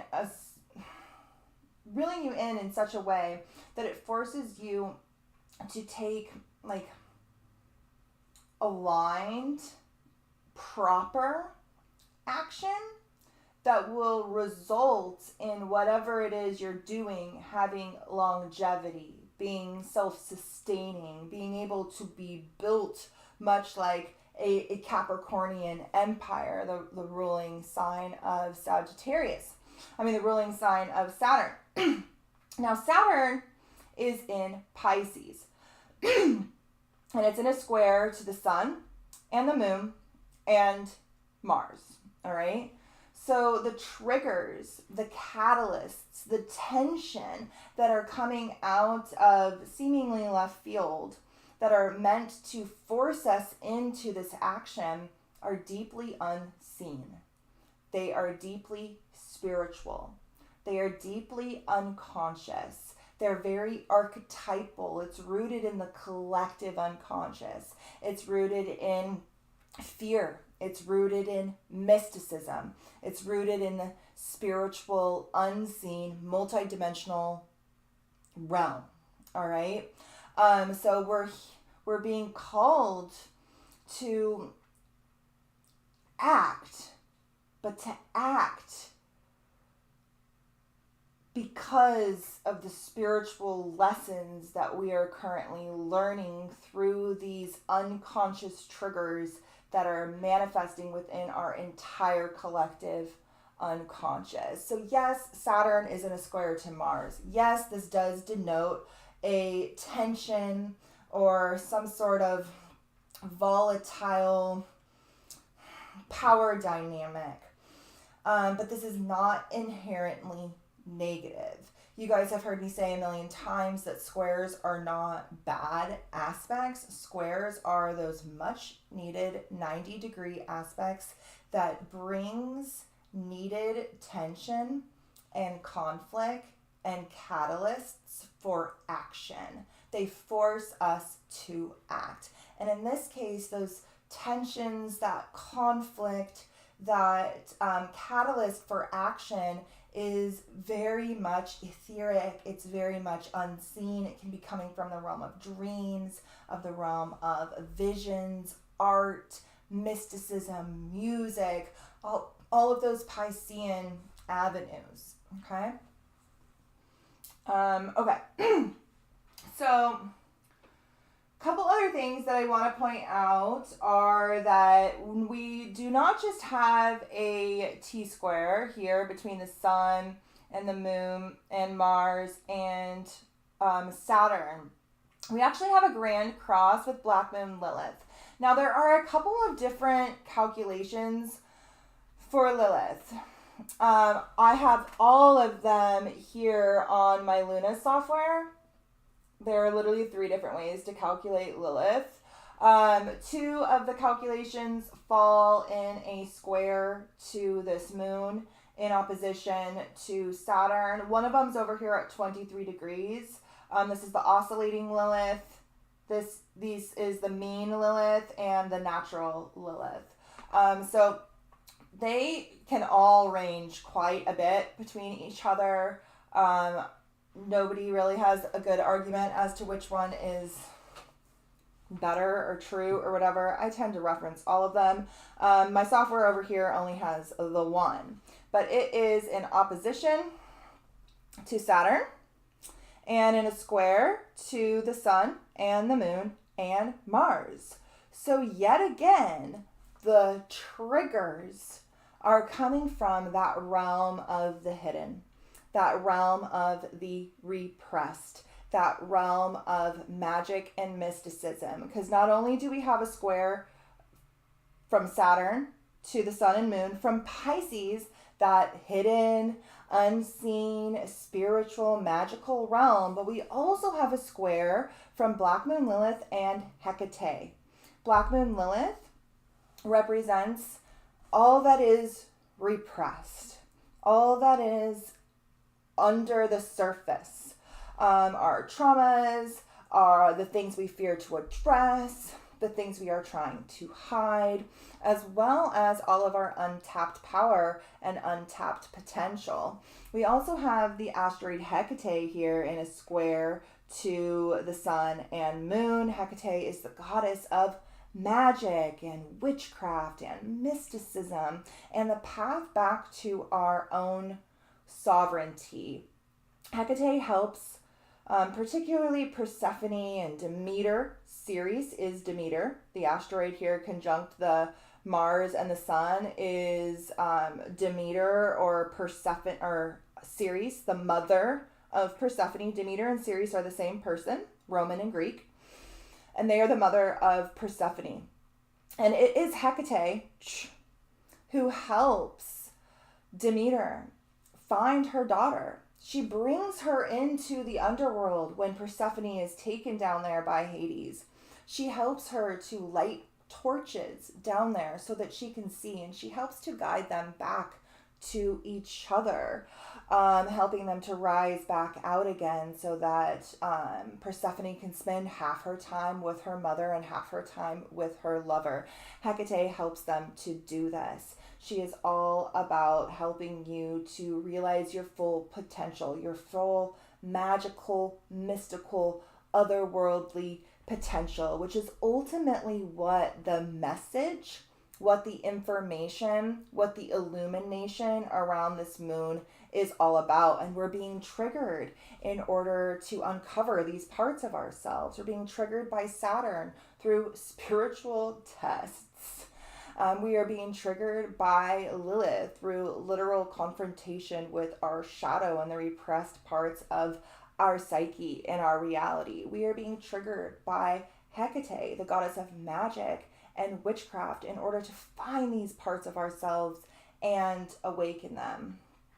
Stephanie says, loving this, gotta go to bed.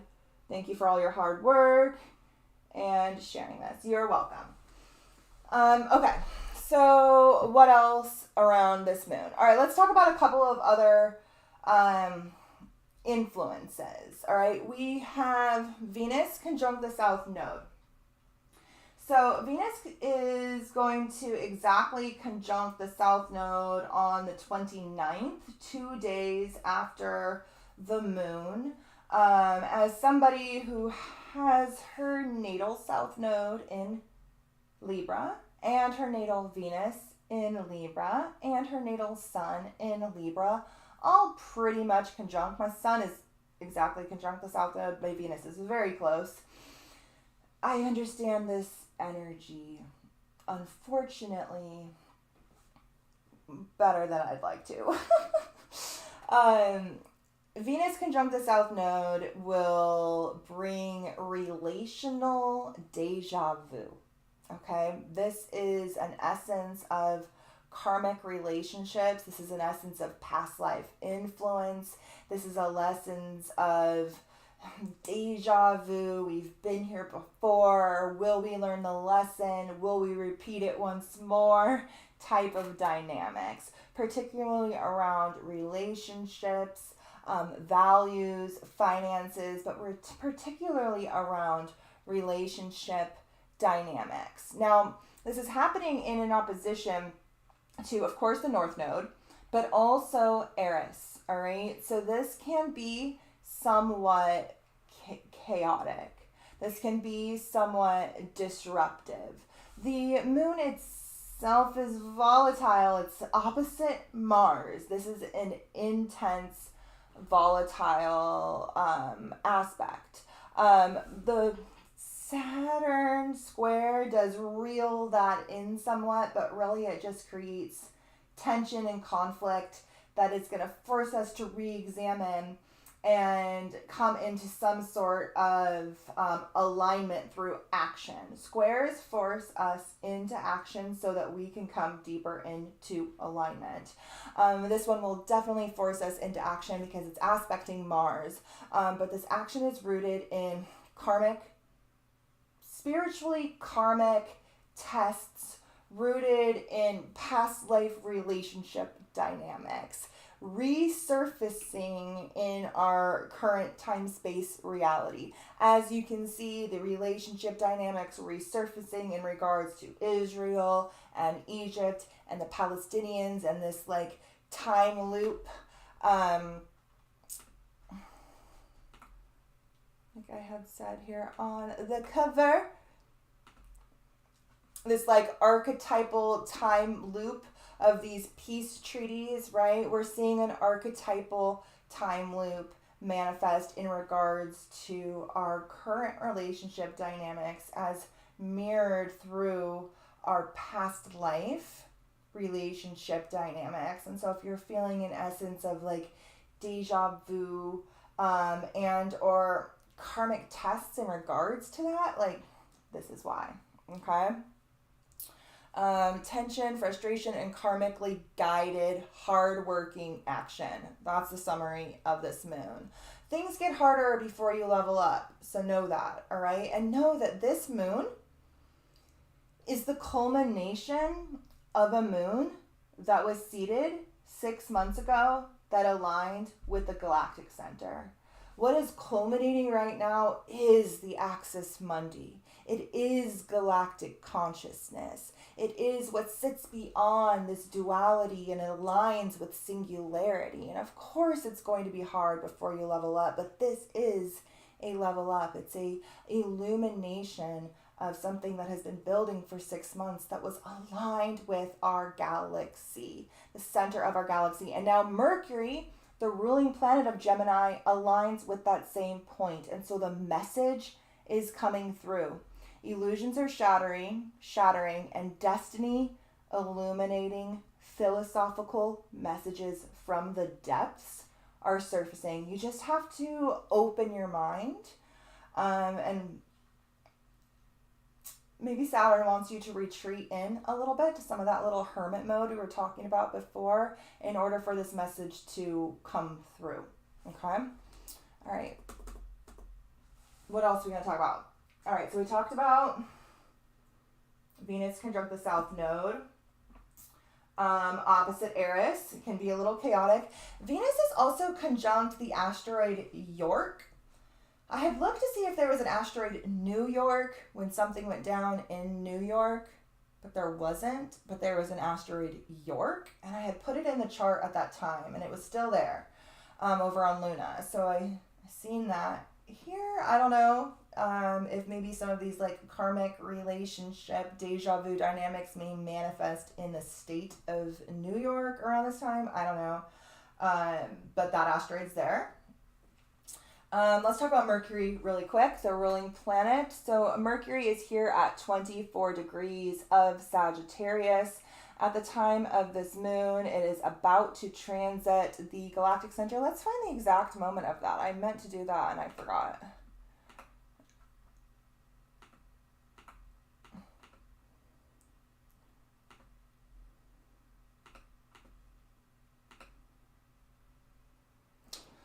November 28th, so the day after the moon, the night of November 28th, around 11:15 p.m., the day after the moon, Mercury will reach an exact alignment with the galactic center.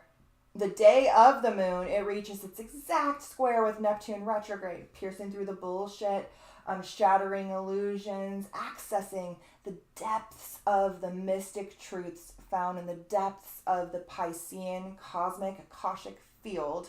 The triggers are coming through that into the messenger, the realm of the message, the realm of the messenger.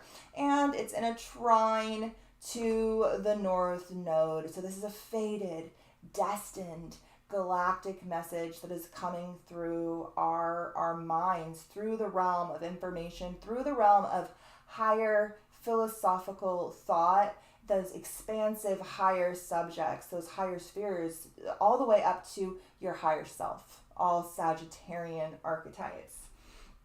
Okay, we talked about this. All right, I want to talk about some of the other asteroid influence. All right, so this moon,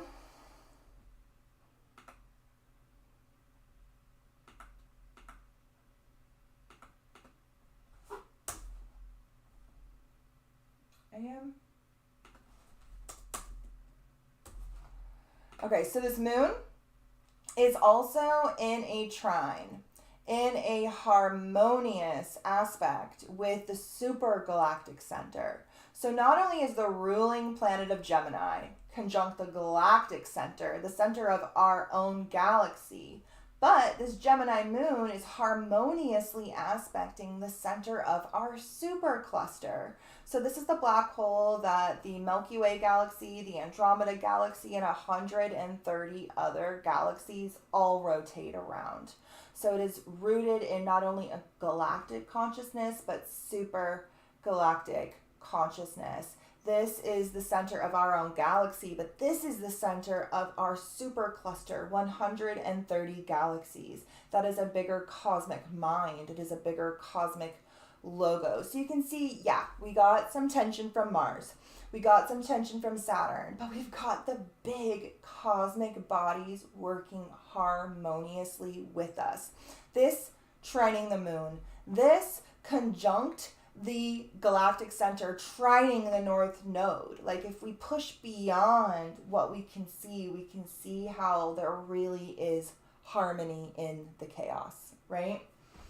Okay, so we talked about that. Okay, I just want to point out a couple more of the asteroids, but I want to go to Luna for that. All right, so the moon itself, I have to kind of zoom in because everything is so big.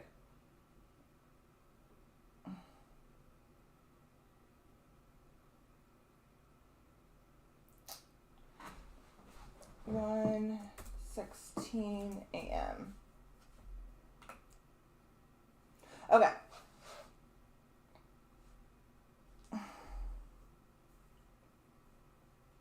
right, so the moon itself falls at 4 degrees of Gemini. Now, it doesn't show up here on this software because I use my other software, but conjunct this moon, in addition to the Hyades and the Pleiades, is the asteroid Midas, which can be associated with like financial success or financial destruction, but it is associated with that like golden touch that can be our success and or our demise. It's in Gemini. It's dualistic. It's also conjunct the asteroid Argentina. I know there was just an election in Argentina. I don't know like the dynamics of what's going on over there, but it's conjunct this moon, and so maybe something might manifest in that part of the world. It is in opposition to the sun here, which is, like we said, conjunct Mars. It's also conjunct Ceres, the main star in the asteroid belt. This is the goddess of fertility, of nature, of the seasons, our connection to this physical, earthly, motherly realm. Saturn, the square to Saturn, is looked at by a lot of astrologers right now in a very negative light, and I don't really understand that. Because Saturn, much like it being the farthest planet we can see with our eyes, he governs the boundaries. He governs the vessel. He governs the container with which we are given the ability to expand our consciousness, awaken, know thyself, governs the boundaries of this physical, earthly reality. And then we master that and we begin to move beyond Uranus, Neptune, Pluto, these deeply psychic, deeply spiritual planets that ultimately lead out even farther to these galactic consciousness, right? But Saturn governs that container, the container we need, that structure we need in order to develop. Ceres is similar. It's that like earthly structure, the womb that births the child, right? Now, Mars and the Sun are also conjunct a couple of other asteroids. We have the Sun conjunct the asteroid Patsy, and Mars conjunct the asteroid America. So, these are also both aligned with that Ra Shalom asteroid. So we have Ra Shalom, which is associated with those peace agreements, conjunct America, and Patsy. Patsy is, of course, like a fall guy, right? A patsy for someone else, a distraction, a scapegoat, right? And then we have America there. So I don't know. I really want to keep an eye on the dynamics of the U.S., Israel, and even Egypt, who is entangled in all of this. Has been for thousands of years. But America and Mars are conjunct Patsy. Now, they're also, so what we have here is Sun conjunct Patsy, Mars conjunct America, and then Ceres is conjunct a couple of asteroids here that fall over in Pisces, but within conjunction. And those are the asteroid Child, the asteroid Ukraine, and the asteroid Ops. So Ukraine and the asteroid Ops are conjunct. Ops is associated with operations, like psyops, operations of any kind. Ukraine and the asteroid Ops are conjunct. The same time that Mars is conjunct America. I don't know, man. There's also children obviously involved in this whole thing happening in the Middle East in mass. More children than any other civilian. So I don't know if that's where the asteroid Child is coming into play. The asteroid Child is at 27 degrees of Scorpio, conjunct the mother, Ceres. But it's over in Scorpio, that realm of darkness, that realm of death, right? And we're definitely seeing mass death of children transpire. I don't know if we're going to see some sort of Ukrainian op around this time, some sort of American patsy in regards to the peace treaties in the Middle East or what, but the archetypal dynamics are all kind of here, and all of these asteroids are going to come transit these points in the coming days. In a square to this moon, we have Saturn, which we've already talked about here, and Saturn is conjunct the asteroid Russia as well as the asteroid China. All right, China is out of sign. It's over at 28 degrees, but it is within orb. So in a square to this moon, we have Russia and China. Aspecting this moon, we have all of the key players. Russia and China are in a square. Ra Shalom, which is very much associated with Israel, is in opposition to the moon. America is in opposition to the moon. Ukraine is conjunct Mars. It's also conjunct the asteroid Ops. And then we have the asteroid Israel. We talked about this last time.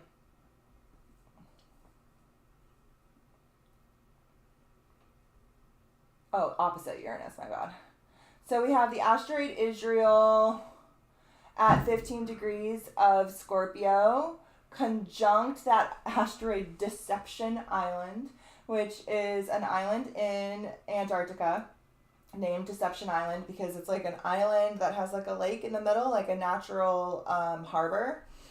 And perhaps there's some deceiving things going on down there, who knows? But archetypally, this asteroid is associated with deception and islands. And this is conjunct the asteroid Israel right now. So that essence of deception is coming from that realm. It's also in opposition to Uranus, the erratic, unpredictable planet that is in Taurus, that has not been there since World War II.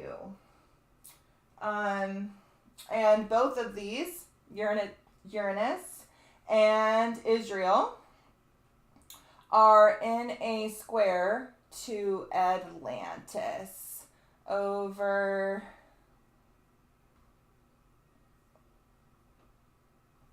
Oh, it's over here. It's backwards. Okay, right here. The asteroid Atlantis is in a square to, it's a wider square now because it's moved, but in the last moon it was a tight square to Israel and Uranus and Deception Island, which is really where a lot of this deception started, was all the way back in a pre-Diluvian world. All right, I think that's everything that I want to touch on here. Let me just go back here and see if there's anything else I want to discuss here on this chart.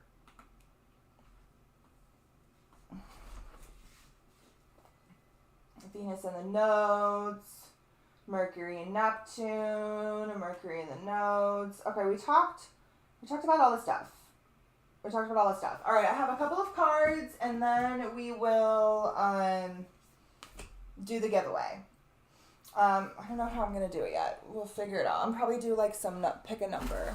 Or I have like dice somewhere that has planetary glyphs on it. Maybe, I don't know where they are. They were right here. But literally, you guys can't see this because it's a total disaster, but my bookshelf over here, apparently it had too many books on it, and it was like warped and about to break. So Eddie took all the books off, and they're everywhere, and he fixed it, but it's literally a disaster in here right now. All right, yeah, I found that dice, so we'll use that. All right, so I forgot to take pictures of the cards like I normally do, so I'm just going to come over here, and I'll hold them up for you guys, okay? All right, so I always like to pull an archetype card. And the archetype card that I pulled for this moon is the Village. So it's a Gemini moon. Gemini is associated with our neighborhood, our immediate community. It's also a Sagittarius season. The sun is in Sagittarius, opposite the moon. Sagittarius is associated with the hero's journey. it's associated with the peak of that hero's journey, the top of it. The end of Sagittarius, when we reach the goal. Let me do this.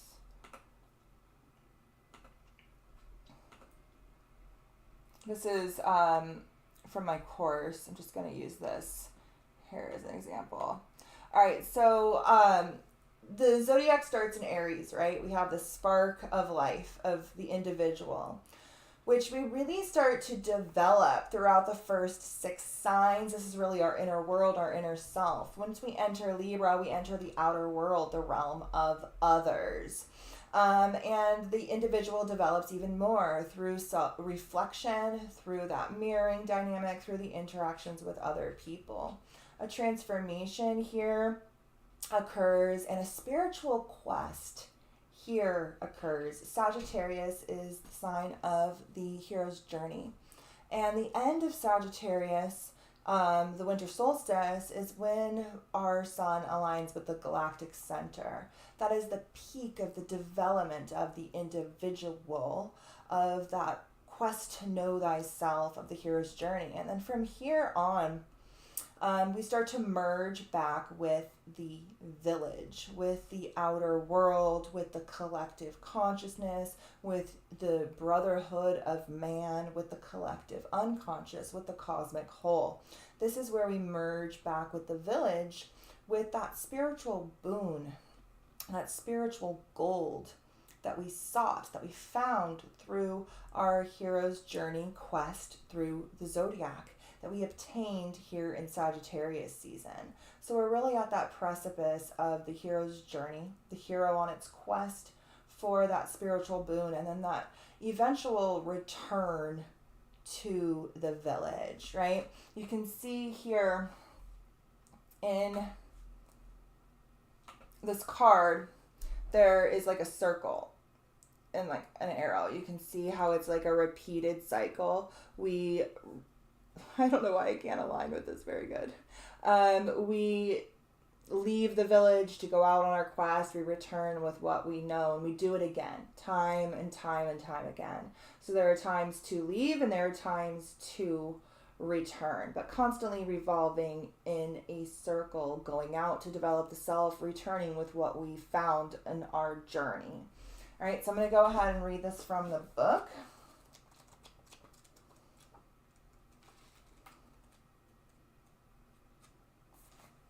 If I can find it. The mountain, the ocean, the forest, the desert, the temple. There it is. Okay, the village. The village, the hometown, the family, the tribe. The village presents us with a conundrum. On one hand, it's the place that feels most like home, the place to which you can always return. Nostalgia and comfort draw us back. On the other hand, it's the very place you must leave in order to grow. Around the village, an unspoken boundary exists, one most villagers do not want you to cross, though some support your leaving until you hear whispers of doubt as you venture beyond its borders. Those Saturnian borders, right? Leaving them behind. The energy of the village is present anytime we feel restricted by a certain group, community, family, place, or ideology. It may have served us in the past, yet staying within its parameters will never satisfy our thirst for life. Thank the village for all it has provided, knowing you will someday return. But for now, the world awaits. And you're really on that quest into the world, into the higher self, especially throughout Sagittarius season. That's literally the adventure. That's literally the quest. But it has a purpose because we will be returning to the village, especially once Aquarius season comes. Aquarius literally governs the village, but Capricorn, Aquarius, Pisces all have that essence of that like greater collective, that outer world, the society, the village, the collective consciousness, the collective unconscious, okay? The village moves with you as it's more of a mindset than a physical place. Returning to the village is as important as leaving it. This can be thought of as a completion or an integration of what you learned out in the wild. We're out there in the wild now, but we will eventually return with that boon, right? Okay, so how can we best do this? Through the elements of air and fire. We are at a Gemini full moon. Gemini is an air sign. It is sitting opposite the sun in Sagittarius, which is a fire sign. Fire cannot burn without air. That is why they are always in opposition to each other, two sides of the same coin. The card I pulled for a little deeper understanding as to how we can work through this village archetype, how we can be there as that hero for our collective, is fire of air, empowered discernment. That Mercury aspects really have a lot of discernment about them, cutting through the bullshit in order to see. So I'm going to go ahead and read this from the book. I think this is cool because it also looks kind of like a sphere, like an earth. Like you see the latitude, longitude lines, and the like polar point up here. And this looks a lot like that axis mundi, that polar pillar, that opposition between the pole star and the galactic center that seated this moon, that Mercury, that mental ruling planet of Gemini, is now aligned with, offering us that essence of empowered discernment and peak mental energy. Air and fire are both mental signs rooted in that masculine essence of our psyche, right? Which is coming to a culmination and an illumination right now at the time of this Gemini moon. So let me read this. Oop, I saw it. Where'd it go? There we go. All right. As the driving will ascends into the interconnected intelligence, an informed ability to make one's way is fostered. Making choices that cut away that which divides. Oh my God. That is so good for a Gemini full moon opposite Mars. Like, oh. Making choices that cut away that which divides, demeans, and otherwise disempowers. This card calls me to be divisive and wise in my choices regarding what I allow into my life. Each time I make a tough decision, I empower myself to wield ever greater effectiveness. Standing at the center of my magic circle, I call the guardians to enforce the boundaries that keep my circle whole. That's that Saturn square. Those boundaries are important. They literally keep your circle whole. Yet I know they are only as mighty as I allow them to be. Overcoming the invisible momentums that lure me into self-importance and self-pity. I reclaim my creative energies, and in doing so, I find the center of the universe. Oh my God. Inquiry. What is in my best interest to cut out of my life right now? Okay? Great advice for a full moon. Full moon is a culmination, an illumination, a harvest, a peak energy. But then the days after are that waning energy, that shedding energy, that letting go energy. We're letting go of what we need to let go of because of what was illuminated for us at the time of this eclipse.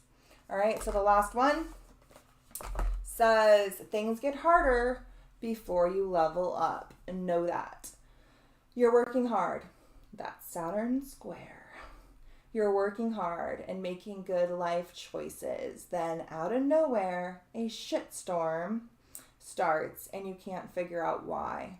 It's like mountain climbers getting to a peak it's steeper and the weather is worse up there. Maybe because it's aligned with stars associated with storms and crying. But if they were to give up or to spend time crying about why it is so hard, no one would ever get to the top of Everest. It's so weird that they're talking about Everest because that asteroid, Ra Shalom, is so big that it's bigger than 90% of asteroids, and it's the size of Mount Everest. It says that on that PDF. All right, let me just read this again. You're working hard and making good life choices, and then out of nowhere, a shitstorm starts, and you can't figure out why. It's like mountain climbers getting to the peak. It's steeper, and the weather's worse up there. But if they were to give up or spend time crying about why it's so hard, no one would ever get to the top of Everest. Most of us would rather chop off a hand than climb a snow-covered mountain, but it's still a great metaphor for making shit happen. The Saturn square to this is that hard energy. And you will see a lot of astrologers talking about how this is so volatile and so tense and so authoritative and restrictive and volatile. But it's that structure that's there for a reason. It's those harsh aspects that make climbing to the top worth it, right? And we're literally, as I showed right here, we're literally working on climbing to the top. This is the top. Mercury is currently aligned with the top, with the galactic center. The message from the top is coming through, but we're still here, trucking our way to the top, okay? And it's going to get hard along the way because we're literally on this quest, this hero's journey, this quest. All right, guys, let's go ahead and do this giveaway, okay? So I am going to give away two.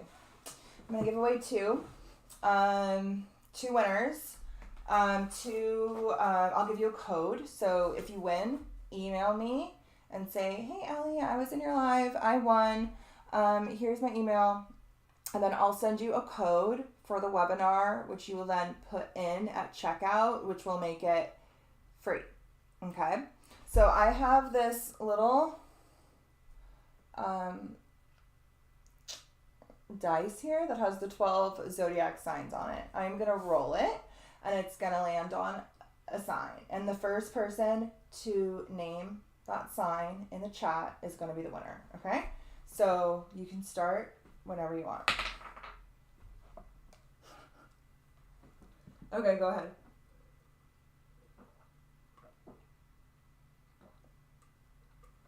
And then we'll do it again. There's like a super long delay, so.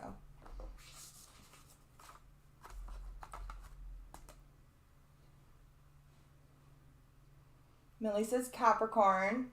No. But kind of close.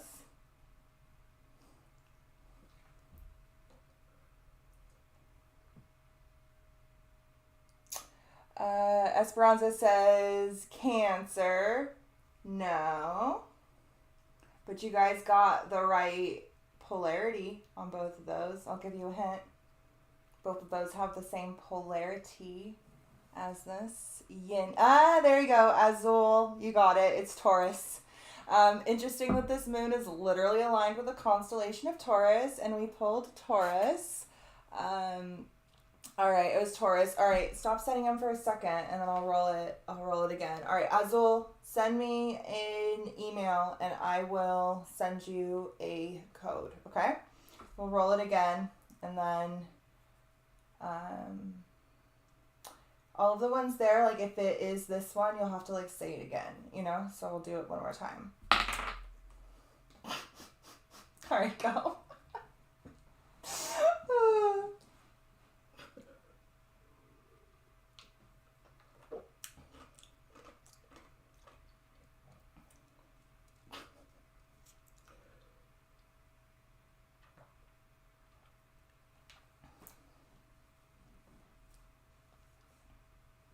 Millie says Leo. Right polarity.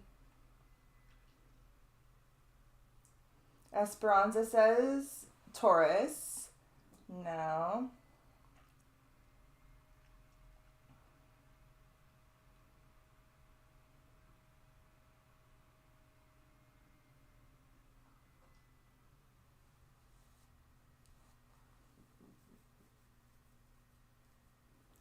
Yay, Azul. You're welcome.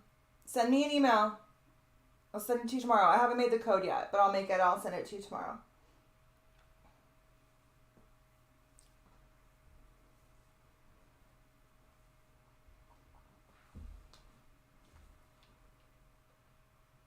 Esperanza says Pisces.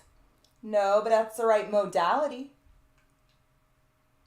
Melly says Cancer. No.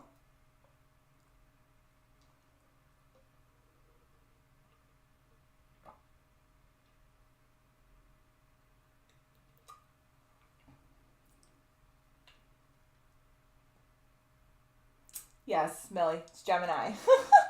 Literally the first one was Taurus, which was the constellation this fell in, and then the second roll was Gemini, which was the tropical sign that this fell in. Like, so poetic, so perfect. Yes, Millie, that's you. Send me an email and I will send you a free coupon. Thank you so much for being here, you guys. Thanks for staying till the end. Millie's like, I'm covering all those mutable signs. Well, you got it. It's Gemini. So send me an email and I'll send you guys both free logins. The sale goes through Monday. The link is down below. Thank you to everybody who's ordered already. I'm so excited for this. I'm really excited to dive in. I'm really excited to make the calendar. The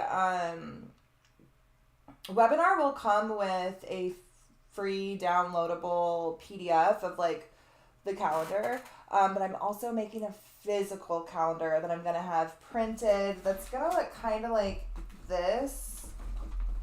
This is like a little spiral. This is like an occult calendar that I got that has all these different like occult holidays and stuff. I always look at it whenever they're doing any sort of fuckery. I'm like, oh, what is this day in the realm of the occult? But this was for like 2021. But it's gonna look like this, like a spiral, and the little holes so you can hang it on the wall, and it's gonna be art here for each of the months. That is kind of like my thumbnails, where I put a bunch of pictures together that speaks the story of the month, right? And then here it's gonna have all the transits, all of the stuff here. You guys will have a downloadable version if you are a member of the webinar. But I'm also going to have these available the first week. They're going to mail out the first week of January, but I'll have them available sometime in December. I haven't made any of the artwork yet, but once I do, I'm going to have them printed and I'll have those available on my website.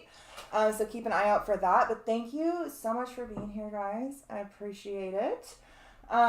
If you are a member of the ongoing course, there will be the next leg of module 3 where we're going to dive all into Pisces and Ophiuchus on the 29th. On the 29th, that will be uploaded into there. And then a couple of days after that, we will cover the 12 signs. The 12 houses. And then we're going to have a live study session. So I will be sending you guys all an email with the login to the new course platform. I will also be sending you guys all an invite to the study session. But I want to give you guys time to catch up on the content and the new lectures, and then we'll all touch base. This course was supposed to be like 6 months long. It's gotten way more in depth and also much longer. 6 months, I guess, was kind of like my grandiose vision of what I wanted to do. I literally thought I could cover all 12 signs and all 12 houses in one video. I don't know what I was thinking. It's literally already spawned into like 4 videos, all of which are like 3 hours each. So we're going deep. We're going deep. The PDF for all of the signs and houses is like 47 pages long. It's so deep. Like, let me show you guys this thing. I'm just gonna scroll fast, but this is the PDF that we are covering in this course. This is just module 3. We have gotten to here. We still need to cover Pisces and then all of Ophiuchus and then the 12 houses. But it's like literally 47 pages long. We're going really deep. So I will go ahead and upload this over on Patreon. You guys can come read all about this piece of course that I have a somewhat of a grasp on, maybe. I don't know. The Middle East is so complicated, you guys. And they really, like, this is the kind of stuff they should be teaching in school, and they definitely don't. But I certainly know a lot about Nazi Germany. All right, guys, have a great night, and I will see you course members over in a couple of days. I'll upload the course in a couple of days, and have a great new moon, and I'll see you guys later.